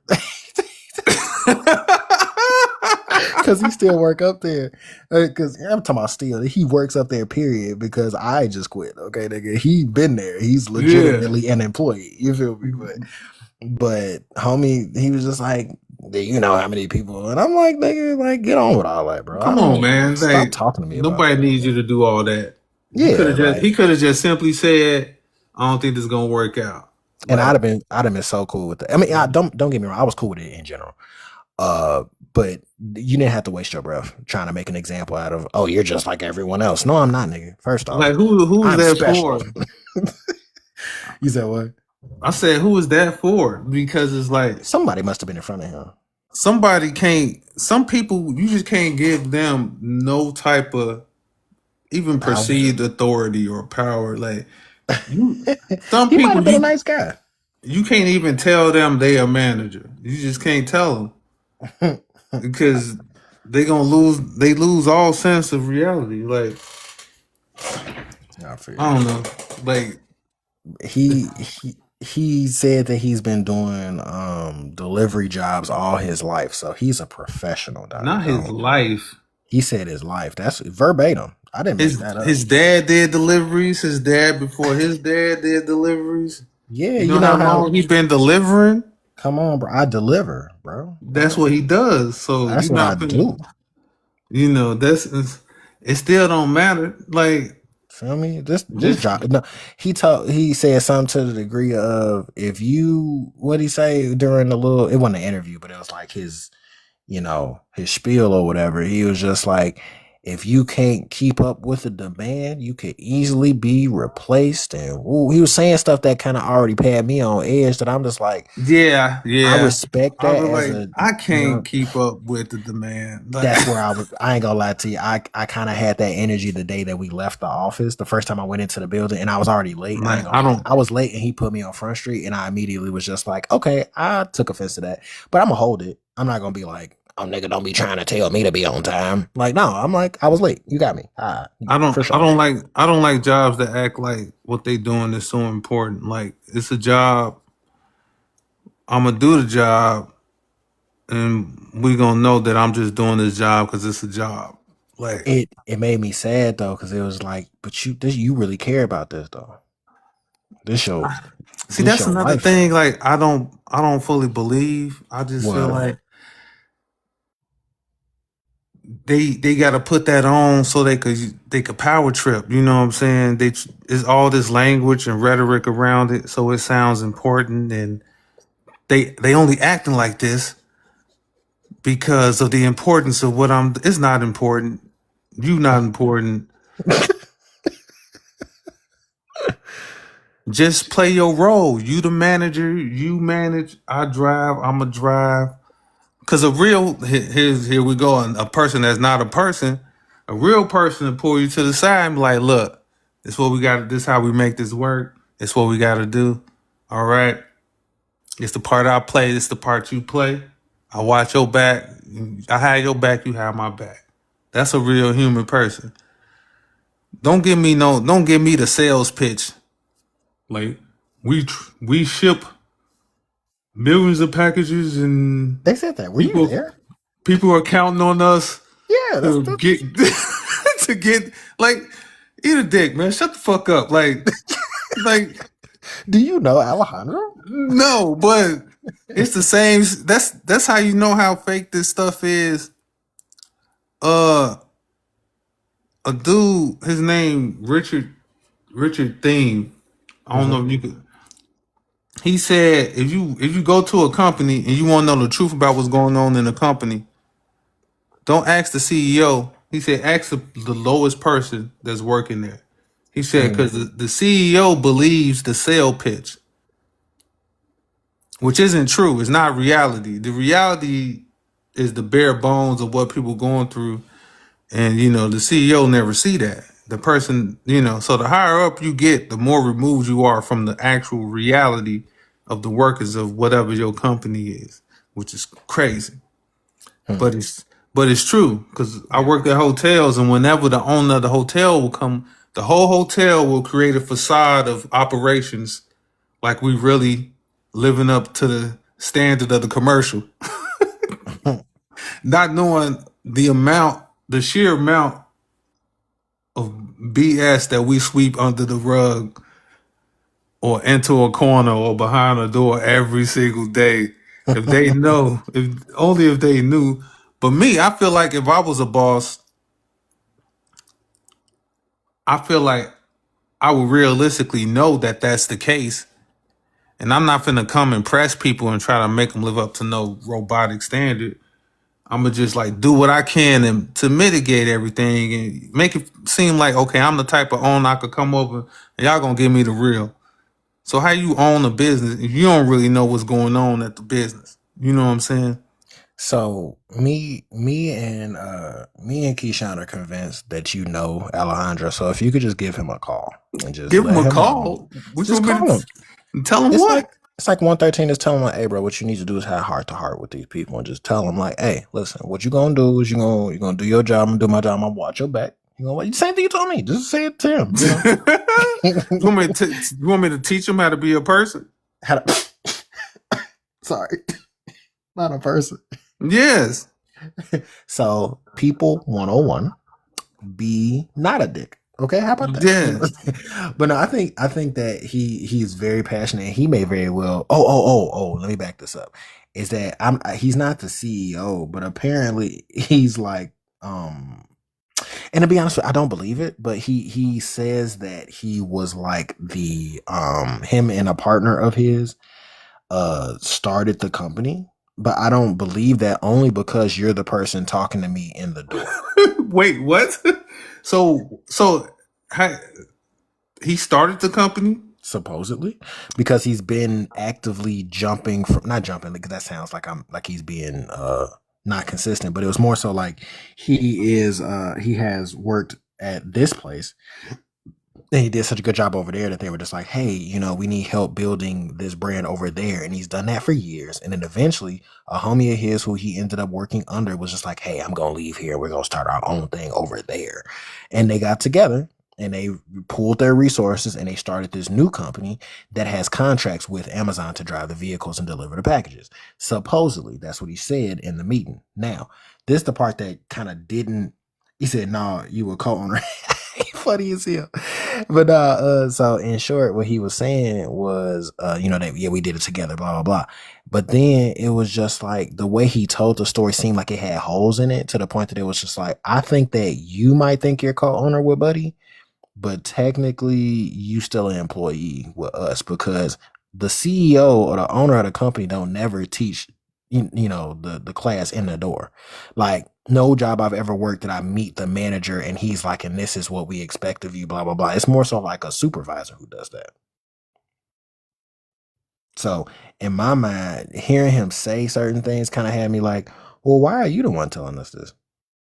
Like, I typically just expect there to be somebody lower on the food chain that comes and tells me all of the ins and outs of the company.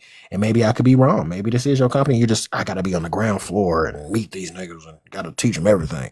Maybe. And that's cool. But I just didn't believe it when he was talking about how important it was, like you were saying just now, when he was really expressing all of the, you know, we're delivering satisfaction or whatever the hell he said, all these different things. I'm just like, I feel like you're not who you say you are. I feel like you're definitely a manager, but I don't know if you're the owner per se. But that's just me in my speculation. He could be all of those things. I just didn't believe it. I'm sorry. I'm a pitch guy. If you can't pitch to me that you're in control, I'm not gonna believe. We can't be on the ship and you're just like, oh my god, what are we gonna do? I'm like, nigga, you the captain. What the hell you mean? What we gonna do? Well, you got me scared. I need you to show me that you got to say something that makes me think that you are who you claim to be. So I tend to be kind of on the fence when I heard what he said, what he was saying in that little meeting. And I was just like, you kind of got me. What they say, I got what? What'd you say? Millennial slang. I got the ick. Nigga started talking. I was like, I don't know. I'm curious as the size of their facility. It was pretty big. It was, really. Yeah. It was. Now, man, you've seen like the Amazon buildings, like the typical, you know, really big white building with the blue trim and the smiley face on it and all that. It was pretty big. You know, like a standard Amazon facility because it was like pretty much a humongous dock for vehicles to pull up and receive their orders and then leave. So it wasn't like it was a bunch of people inside working the whole day, but it was just like in the morning. Wait, so you was at an Amazon facility?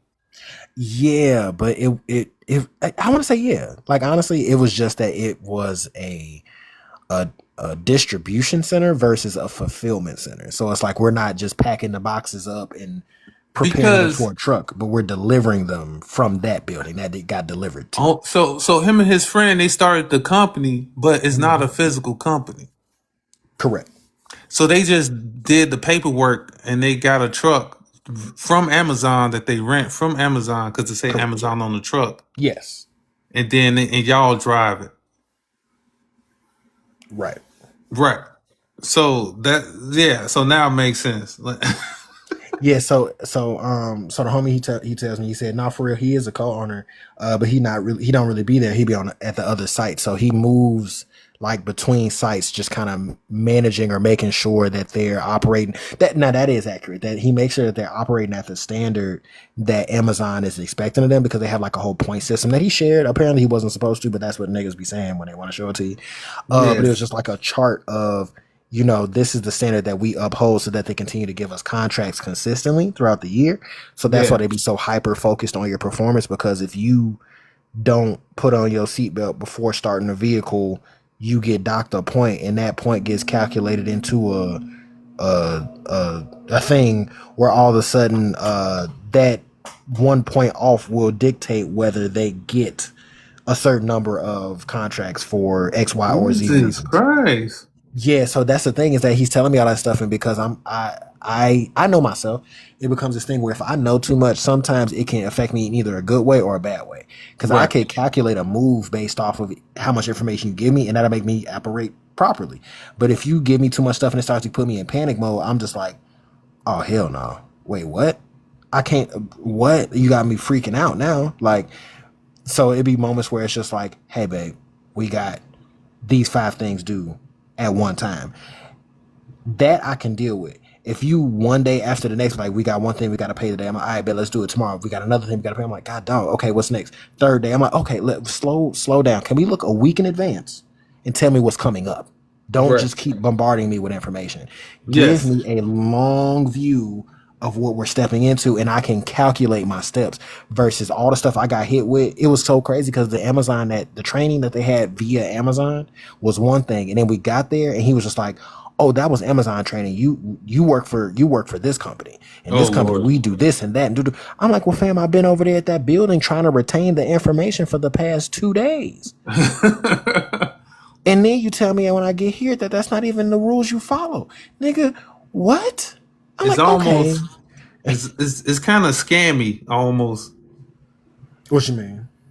the whole nature of it, like, because it's such a facade. It's such a, like, Amazon got their rules and blah blah blah, and then he got his rules because he gotta represent like he a company, but you don't have a company. You just paperwork.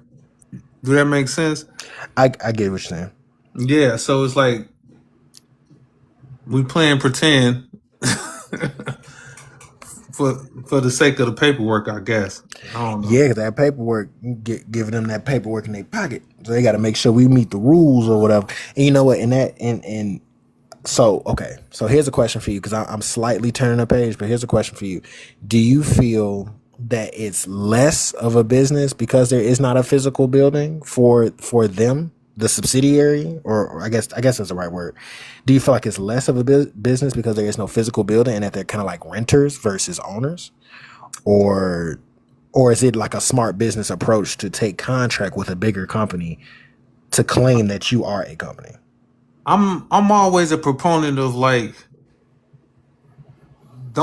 we not finna dilute ourselves, right? So you and your friend stepped away from delivering at a company to go into this venture. So at some point you want to build into something that, even if you still contracting with Amazon, it's gonna turn into a major contract. You're gonna have multiple trucks and you're gonna turn into an actual business. Now they do But got a crap ton of trucks. right. So, but let's not, I'm not finna, like I said, let's be a real person. I'm hiring people and this is my mission. I'm gonna give it to you real. This is what we own. This is where we at. It's what we heading to. And I'm giving you an opportunity to be a part of it. You know what I'm saying? I'm not, when somebody is trying to make something bigger than what it is and trying to sell you short so they can seem big, it's like, now we getting into the realm of fiction. You know what I'm saying? And I don't like that. You know, so, and sadly, that's kind of like a standard of business practice, I guess. You know, fake It's it so until funny. you make God, it. yeah, dude, you are stumbling. And this is what I told you. I said it earlier in this exact same live. Our conversations tend to jump from one thing to the next, but it's not like, where the hell are they going now? No, it's more so like what you just said reminded me of something I asked Nina about yesterday, and I'm gonna ask you too.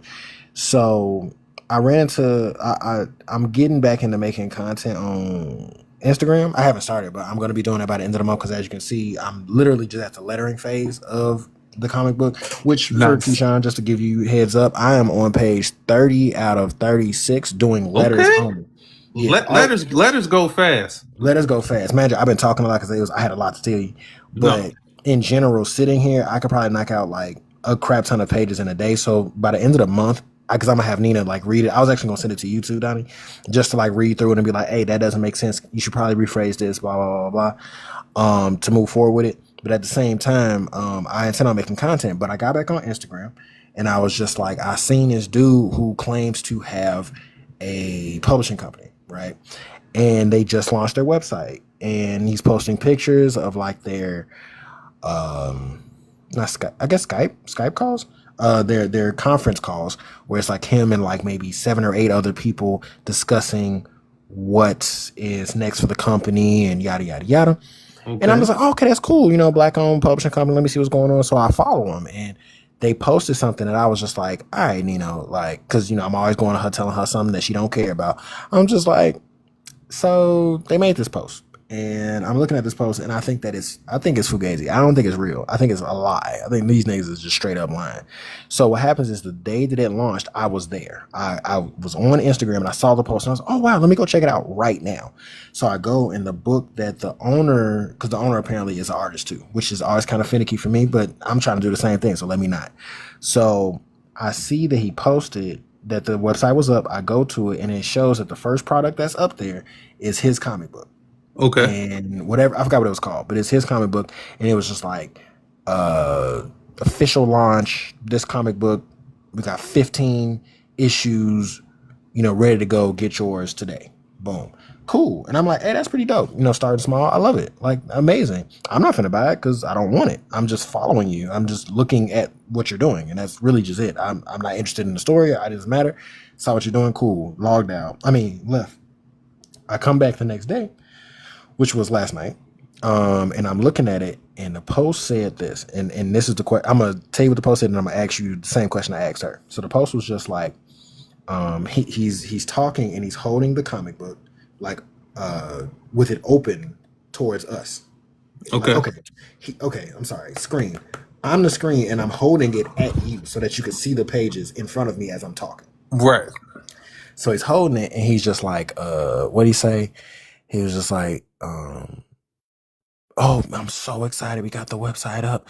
The sale, like it's booming and blah, blah, blah. And we got 13 issues left. Thank you guys so much. Blah, blah, blah, blah.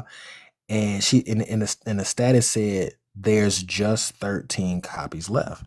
And I was just like, now hold on. Now you only had 15.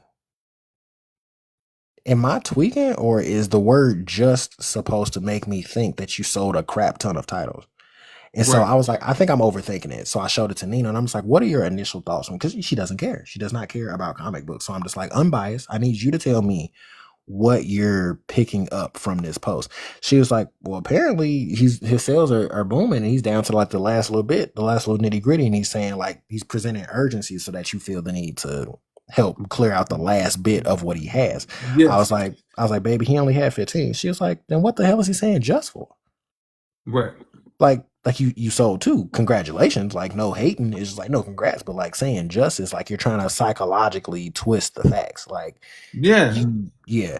And my question to you is, do you feel, because you kind of said it earlier, do you feel like that is a regular business practice, or is that like some weird form of manipulation? Like, what are your thoughts on that? It's both, and it's both, and because it's like I was thinking about this recently because like everywhere you look on the internet, they're talking about Meg Thee Stallion and Klay Thompson,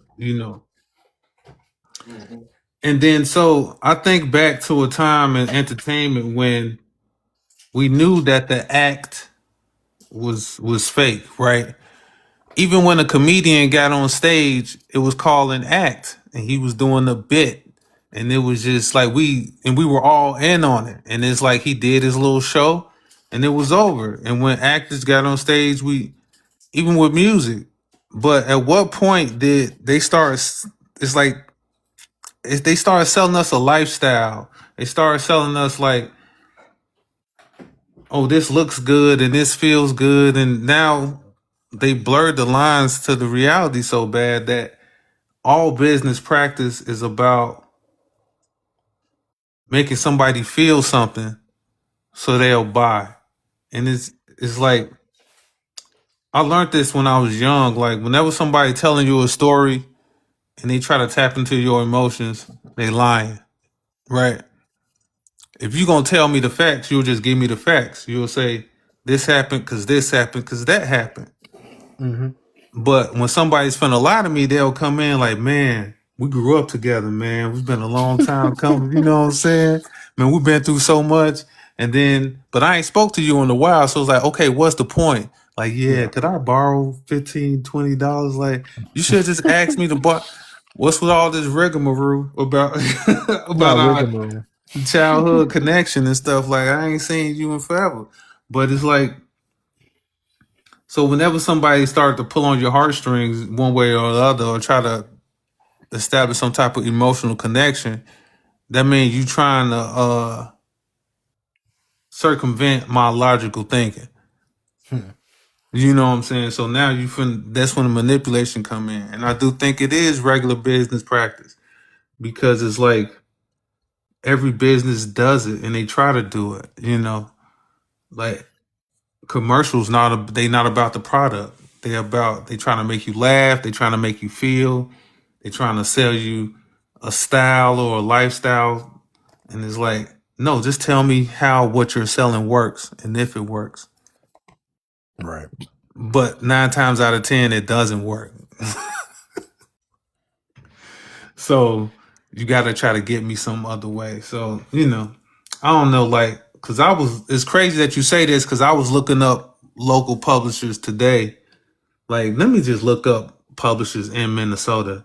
And it's just more and more of just internet based publishing packages. Mm-hmm. And so it's a big thing right now where a lot of these things don't, and that's why I have that discrepancy about a real company, because a lot of these things don't exist. And it's a lot of people doing good work in the vein where they just got everything on the internet and they doing good work for people and they trying to come up. But it's a lot of scammers out there that's making this digital face, this digital footprint, and they selling you something, and they just trying to get your money. That's Because for sure. I spent $800 on one of these publishers like a year or so, like when I first got up here to Minnesota, and they didn't do nothing. Yeah. They Now, didn't man, promote. Yeah, they got me. I'm sorry, it's not funny. It's hilarious. You silly. Talking about some is hilarious. No, I'm happy. I'm happy you could laugh at it, because I wasn't. I don't see it as humorous hilarious, but I do see it as like I laugh at everything hilarious. So I'm just like, Yes. Yeah. dang, that's unfortunate. But Yeah. at the same time, my ignorance is I don't fully understand. Like I remember we talked about it a couple lives ago, but with my ambition of starting a publishing company, I always wonder what exactly it is that a client expects of you. And I feel like that's from a contract to contract basis, where it's just like, if this client or whoever wants you to be their publishing company and they only need you for the distribution channels that you have, then it becomes, maybe I don't need to focus too much on the marketing and the advertising, because you and your team over there already got that covered. But all you need from me is this, that, and the third, or just this one thing. So when it I comes mean, down I to it, think, oh, I go think, ahead. if you're a publishing company and you taking on a client, um, your job is to get them to where they trying to be, and so everything you do helps them to that level. And so, as a publisher, you got to think about your size as a publisher. You know what I'm saying? You got big publishers, you got small publishers, you got tiny publishers. So it's like, okay, you got to understand where you at, and then so it's Mhm. like, because you got to think of the goal of every artist or every book person, whatever. They trying to make it to a point where you could say it's a dream. Everybody want to be the number one person. Not everybody do, but basically the goal is, I want to make a living off my art, right? Yes. And your job as a publisher is to facilitate that. And everything else is a tool to make that happen. Distributing, uh, marketing, branding, you know what I'm saying? Even setting up spots where they can go and do signings and stuff like that. You know what I'm saying? The publisher is supposed to handle all those things. And traditionally, the artist wouldn't pay anything. The publisher would just take a cut from the funds generated because it's costing me money to make this happen. So, and what I'm gonna ask for you as a publisher is, because I'm the publisher and I know how the business works, I might ask you to make changes, change your title. Maybe you don't got enough words. Maybe the language in there it ain't gonna work for the situations I got going on, you know, and you got to be able to accept that, you know. So I might do some editing stuff to make sure that what you're doing is gonna work and things of that nature. So as a, you know, so what a publisher does is very versatile, you know, and that's why I also stipulate real business, because you gotta have you to operate as a business, whether you have a physical business or not, you gotta have the infrastructure. So you know what I'm saying? So I gotta have the places, I gotta have the connection to the places I'm gonna send your book where it's gonna actually be on the shelf. If I'm a market, I gotta have the connection of the audience that I'm marketing to, you know. So like me today, with everything I'm doing for myself, I could literally build a website right now and market myself as a publisher and charge people to do what I'm doing for myself. But I'm not a real publisher because I don't have an infrastructure. So I'm basically just taking their money without with a greatly reduced guarantee of a return for what they're paying for. And that's what a lot of people are doing online now. They don't have an infrastructure. What they do is okay, I have the knowledge of how to publish everything online. I could submit it to Barnes and Nobles. I could submit it to Lulu. I could submit it to Amazon and put it on KDP. I could do all that. I could do all that. You can do all that. Yeah. Right. But then do I have the budget to throw on all those sites to have a steady promotion that'll boost their ratings? No, I don't. A lot of these people don't. You know what I'm saying? And do I have the connection with physical bookstores around me where once they sign my contract and they give me their money, okay, once everything is published, I'm gonna make sure they so many copies is at every store that's connected to me. I don't. And a lot of these people don't, you know. But they paint a pretty picture, and they trying to get, you know, they trying to get as much, they trying to do it as they go along. So if I could get enough people to pay me, then I could build it as I go along. But I'm presenting myself as a publisher when I'm really not. When I'm really like maybe 4 or 5 guys in the basement, you know, just pushing it out. Yeah, I always wonder, like, when it comes down, like, just the last part you said about it being like 4 or 5 people in a basement just trying to like push stuff out. I always think about like the American dream, the record label that started in a basement with 2 niggas. Like, you know what I'm saying? These little moments where I'm just like, I wonder, you know what I'm saying, if it's some type of truth to faking it till you make it. You know what I'm saying? I think it is, and I think it's just like some, like, if you really want it, sometimes you just gotta, you know, I don't knock these guys for what they're doing. Sometimes you just gotta go out and do it like that. And as you know, and me personally, that's why I said talk about like keeping it real. Like, I respected more if I bumped into some guys and they was like, this is what we doing and this is where we at. Is you gonna rock with us? And all right, and even if you charge me, okay, I'll pay you. I'll pay you a reasonable amount. Okay, yeah, let's do it. I'll rock with you. Let's build. And maybe I'm your first title as we build it. You know what I'm saying?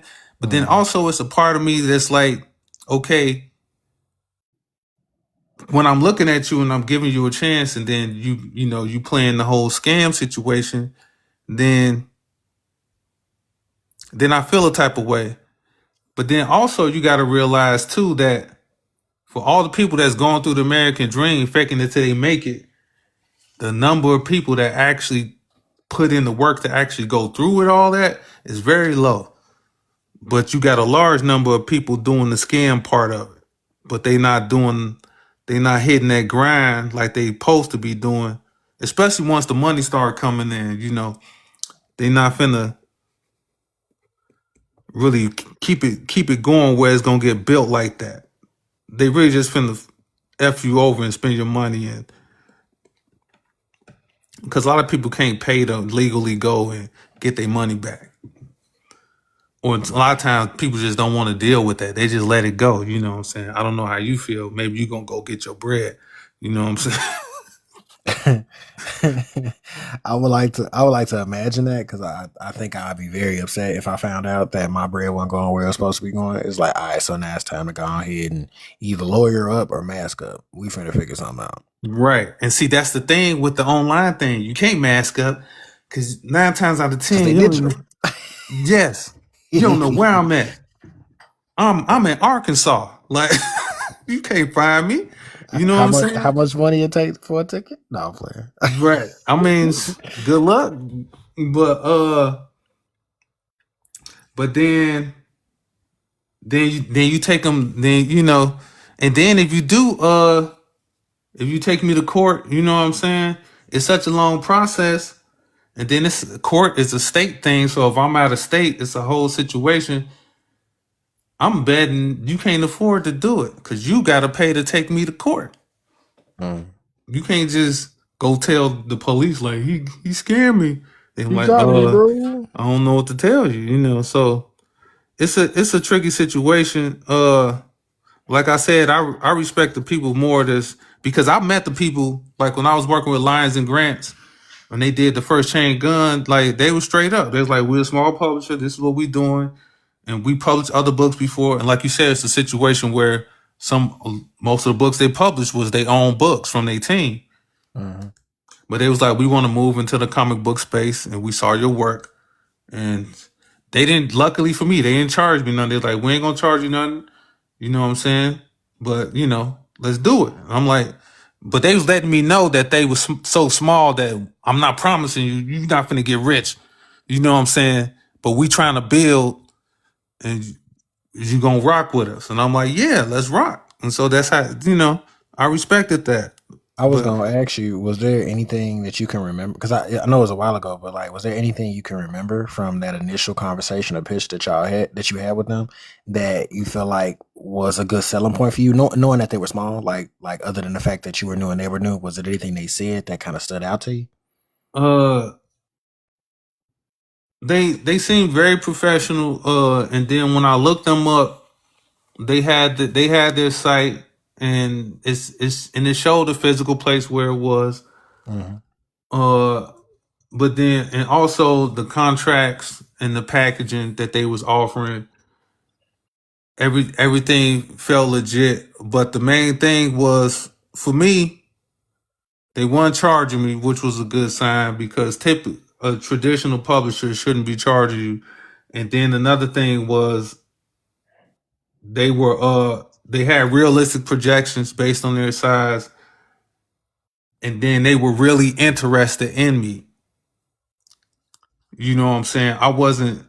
These scamming people, like they really don't care about you. You know what I'm saying? And so they just like, they don't have a lot of discernment for like the type of things you're doing or what you're doing or whatever.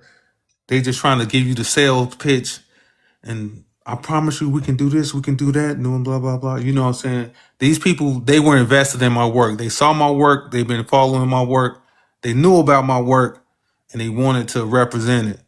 And that really got me. I'm like, okay, so they invested in me. And even though they small, they gave me faith like, okay, I could invest in them too. You know what I'm saying? If that makes sense. No, it does. It definitely does. That's how I ended up working with Winston because he was kind of on the level with when he was doing the whole carbon age thing, because it's kind of the same deal, but like he was so on the level with it, and then he not a creator himself. Like he came up with stories, but he paid for the writing and the drawing for somebody to do it. But also his ability to get all these people on board at the time when it was happening. I saw that. I felt like he was really about it. And so I was like, let's do it. Because I understand what it's like to try to build. So we gonna build, let's build. And so I don't have a problem with that.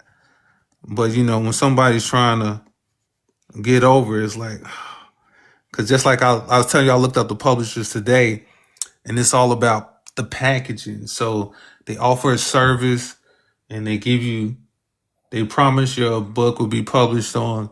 And a lot of them, this the crazy thing. A lot of them it's online packages. So they promise your book will be published on all the online places, KDP, Lulu, all this stuff, because there's a bunch of different sites where you can read books, and all that kind of thing. But then they not really specifying none of the physical distribution, and things of that nature. And they charging you, and then it's not a lot of details on like the promotional package and stuff like that. Because even Lions and Grants, they talk about the promotional package. They said they was like they did a commercial for me, and the commercial was really I remember nice. that. I remember that And, commercial. and then what they didn't do, and they were slow too. They were supposed to give me a media kit, and the media kit was supposed to be. It was going to be a sample of like bookmarks, like posters, like cards, and all type of stuff that showed different examples of like what chain gun was going to look like in these different formats for stuff to go along with the books themselves. And they didn't end up producing that, and that was right before they kind of went under. And so like as a publisher, like especially starting off small, really look at what are my capabilities now, and then looking for people that's small like you, and be like, okay, this is what I could take off your plate. So if that is just I can format your books and put them on all the digital shit, that's what I can do for you. And this is where we're gonna start. But then like just being forthcoming, like you trying to build, I'm trying to build. I could take this part off your plate, so you could just anything you could take off the plate, so the creator could focus on creation.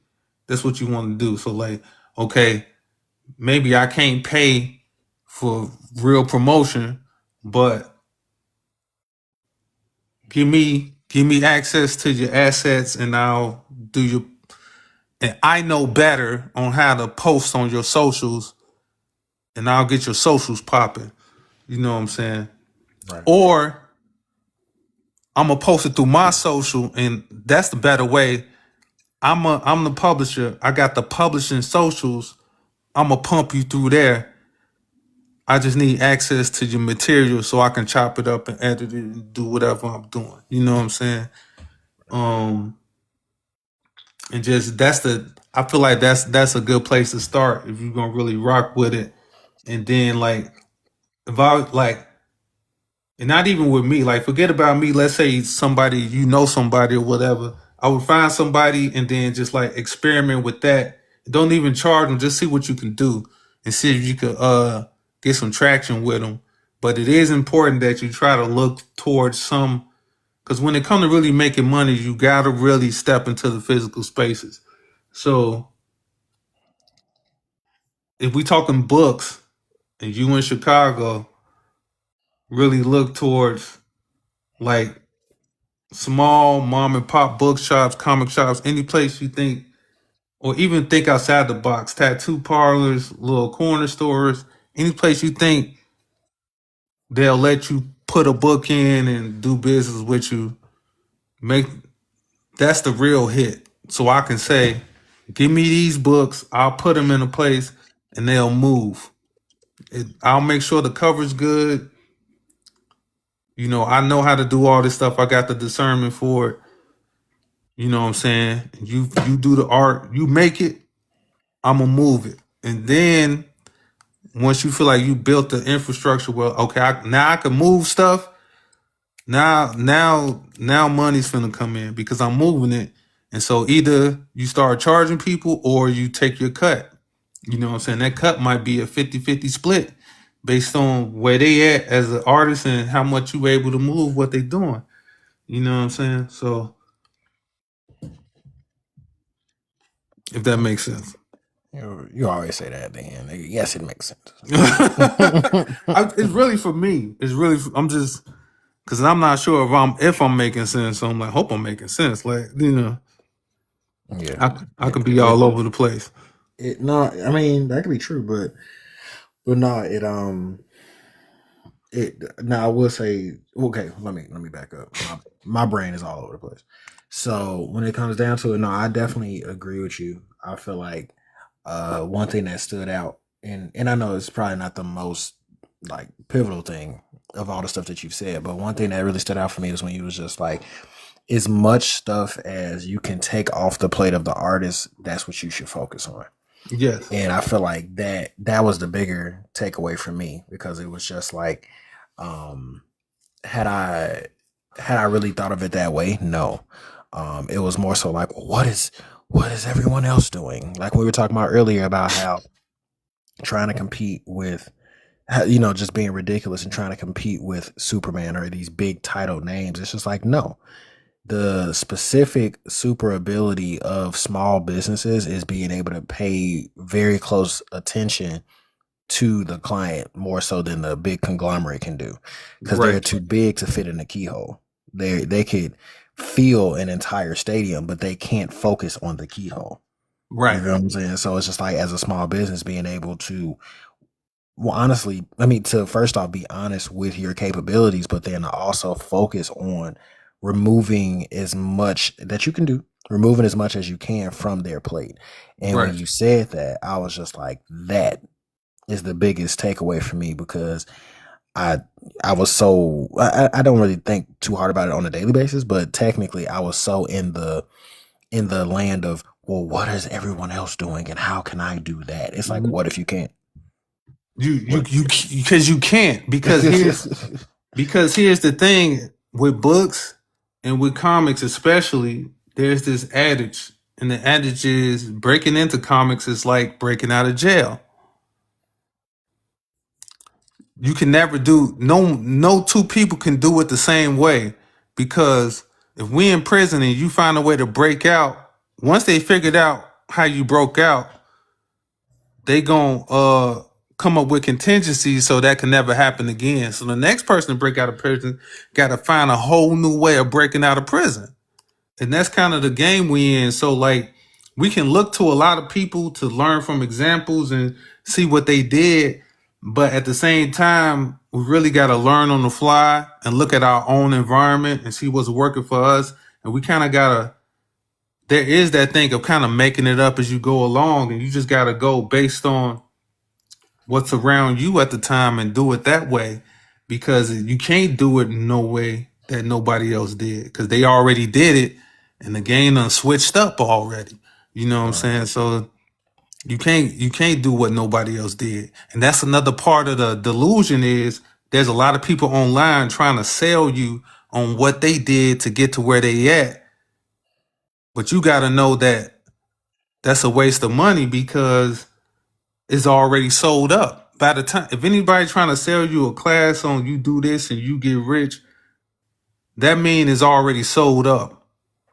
And you can't get rich off doing that, because they already got rich off doing that, but it's dried up. So now they got to sell you on the process. It's done already.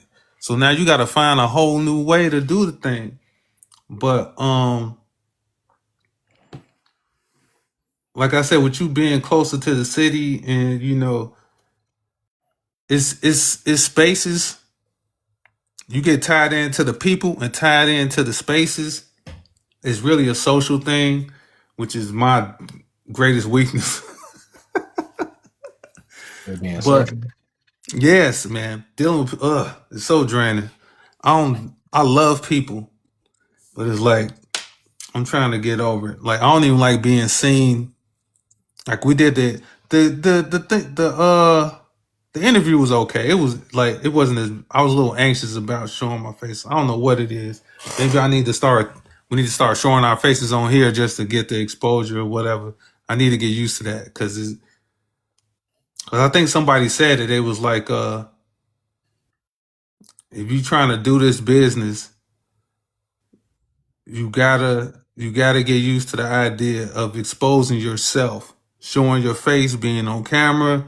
It's not going to work if you don't do that. And so the social component of what we need to do is probably the most important.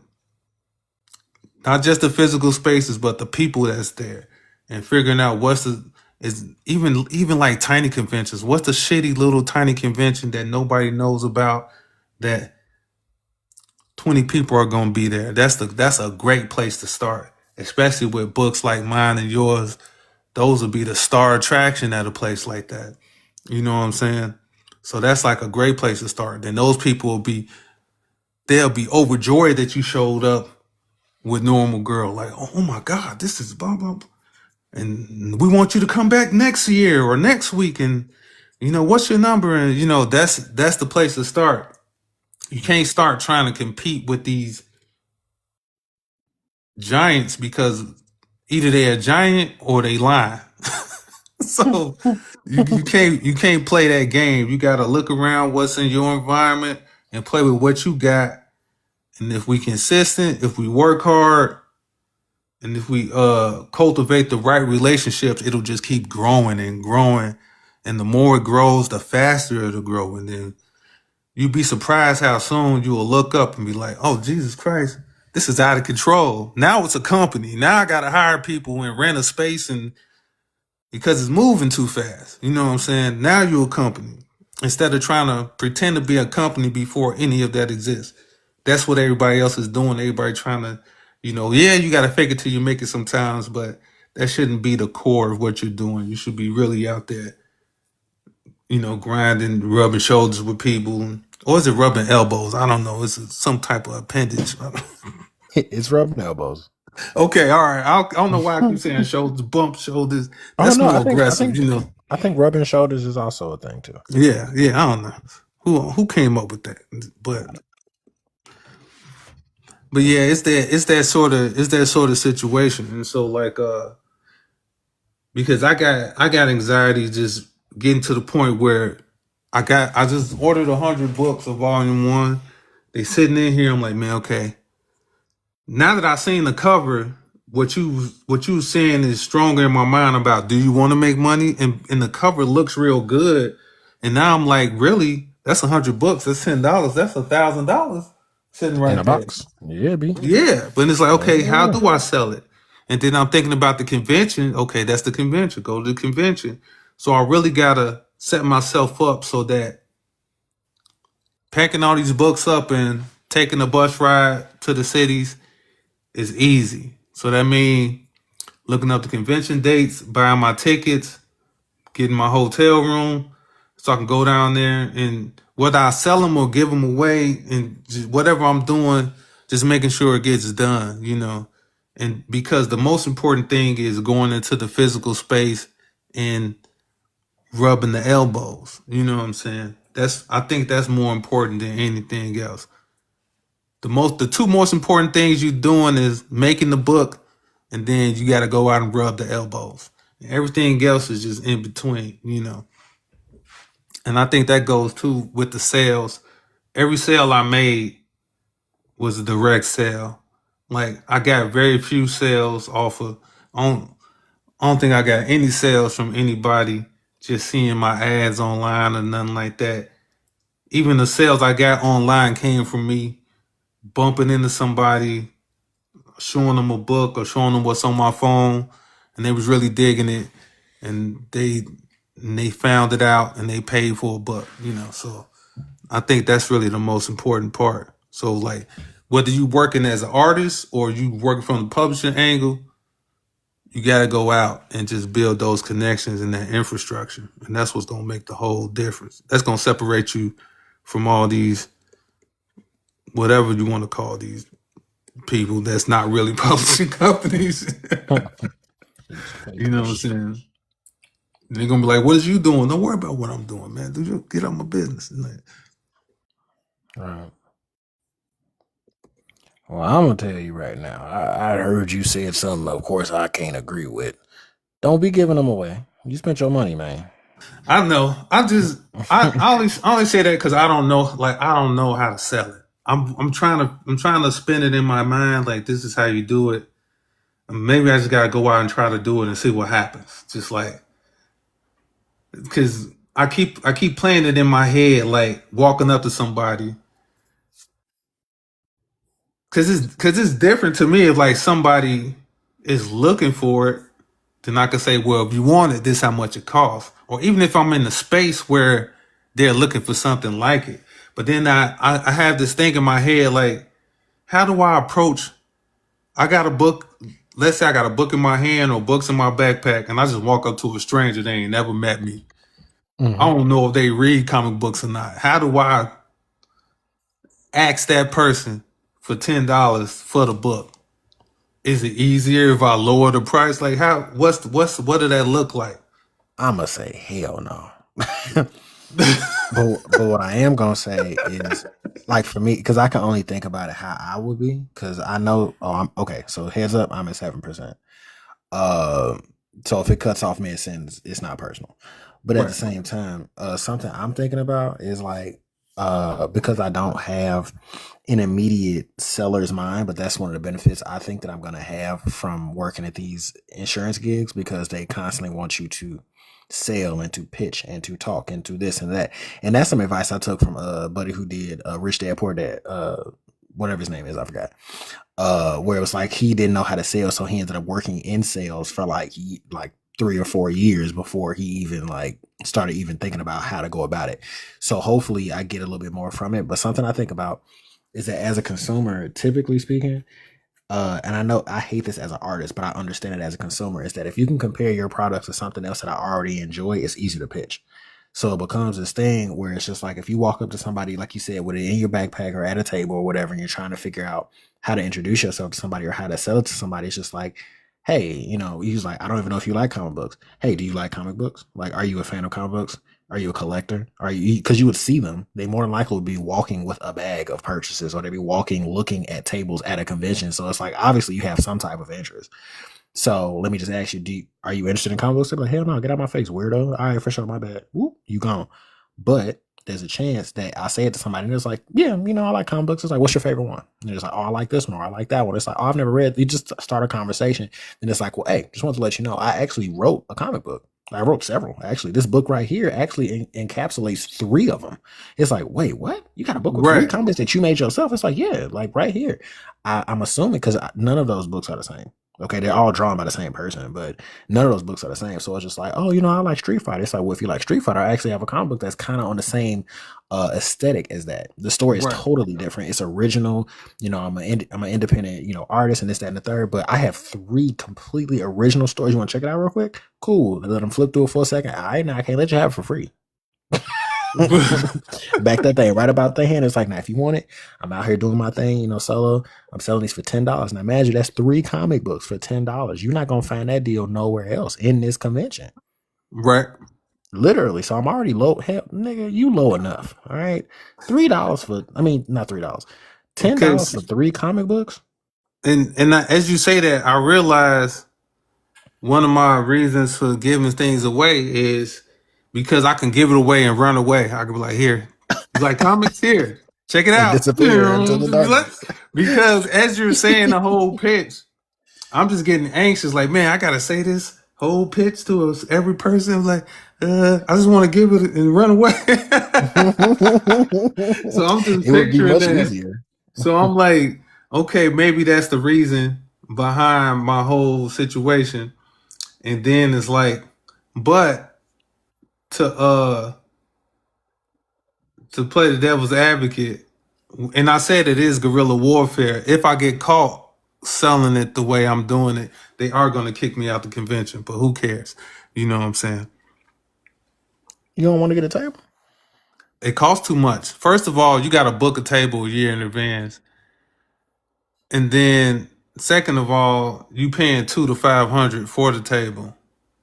So then you got to have enough merchandise to cover the cost of the table and make a turn of profit on what you bringing. Not to mention that you got to pay to stock up the merchandise. So I'm just like, to do an actual table, I'm far removed from the ability to do that. But I figure to do something just to go there and, spread awareness, I feel like would be a great benefit to me. And then meet people and, like I said, uh rub the elbows and shoulders. Get Elbows, shoulders, knees, and toes. I guess, exercise some stroking and so whether I sell them or not, I think it'll be I think if I do every convention, that alone will be greatly beneficial in the long run.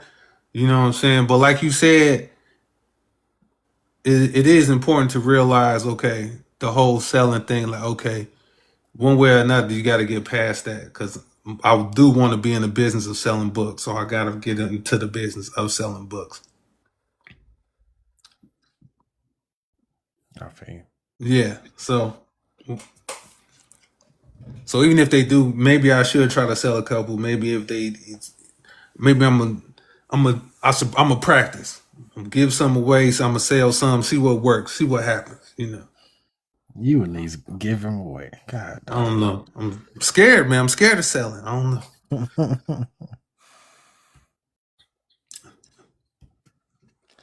All right, so we are at 5%. So Yeah, only right. It's and only right. it's 2:00 in the morning, also. So that too. Yeah, it's only right to do an AI summary. okay. So I scrolled up a bit. I'm not at the top, but we got sharing a story about feeling unsafe. Comment your own advice. Okay. Creator recounts a tense encounter with a neighbor. Share your take on the story. Creator shares a story about a neighbor and a Bible study.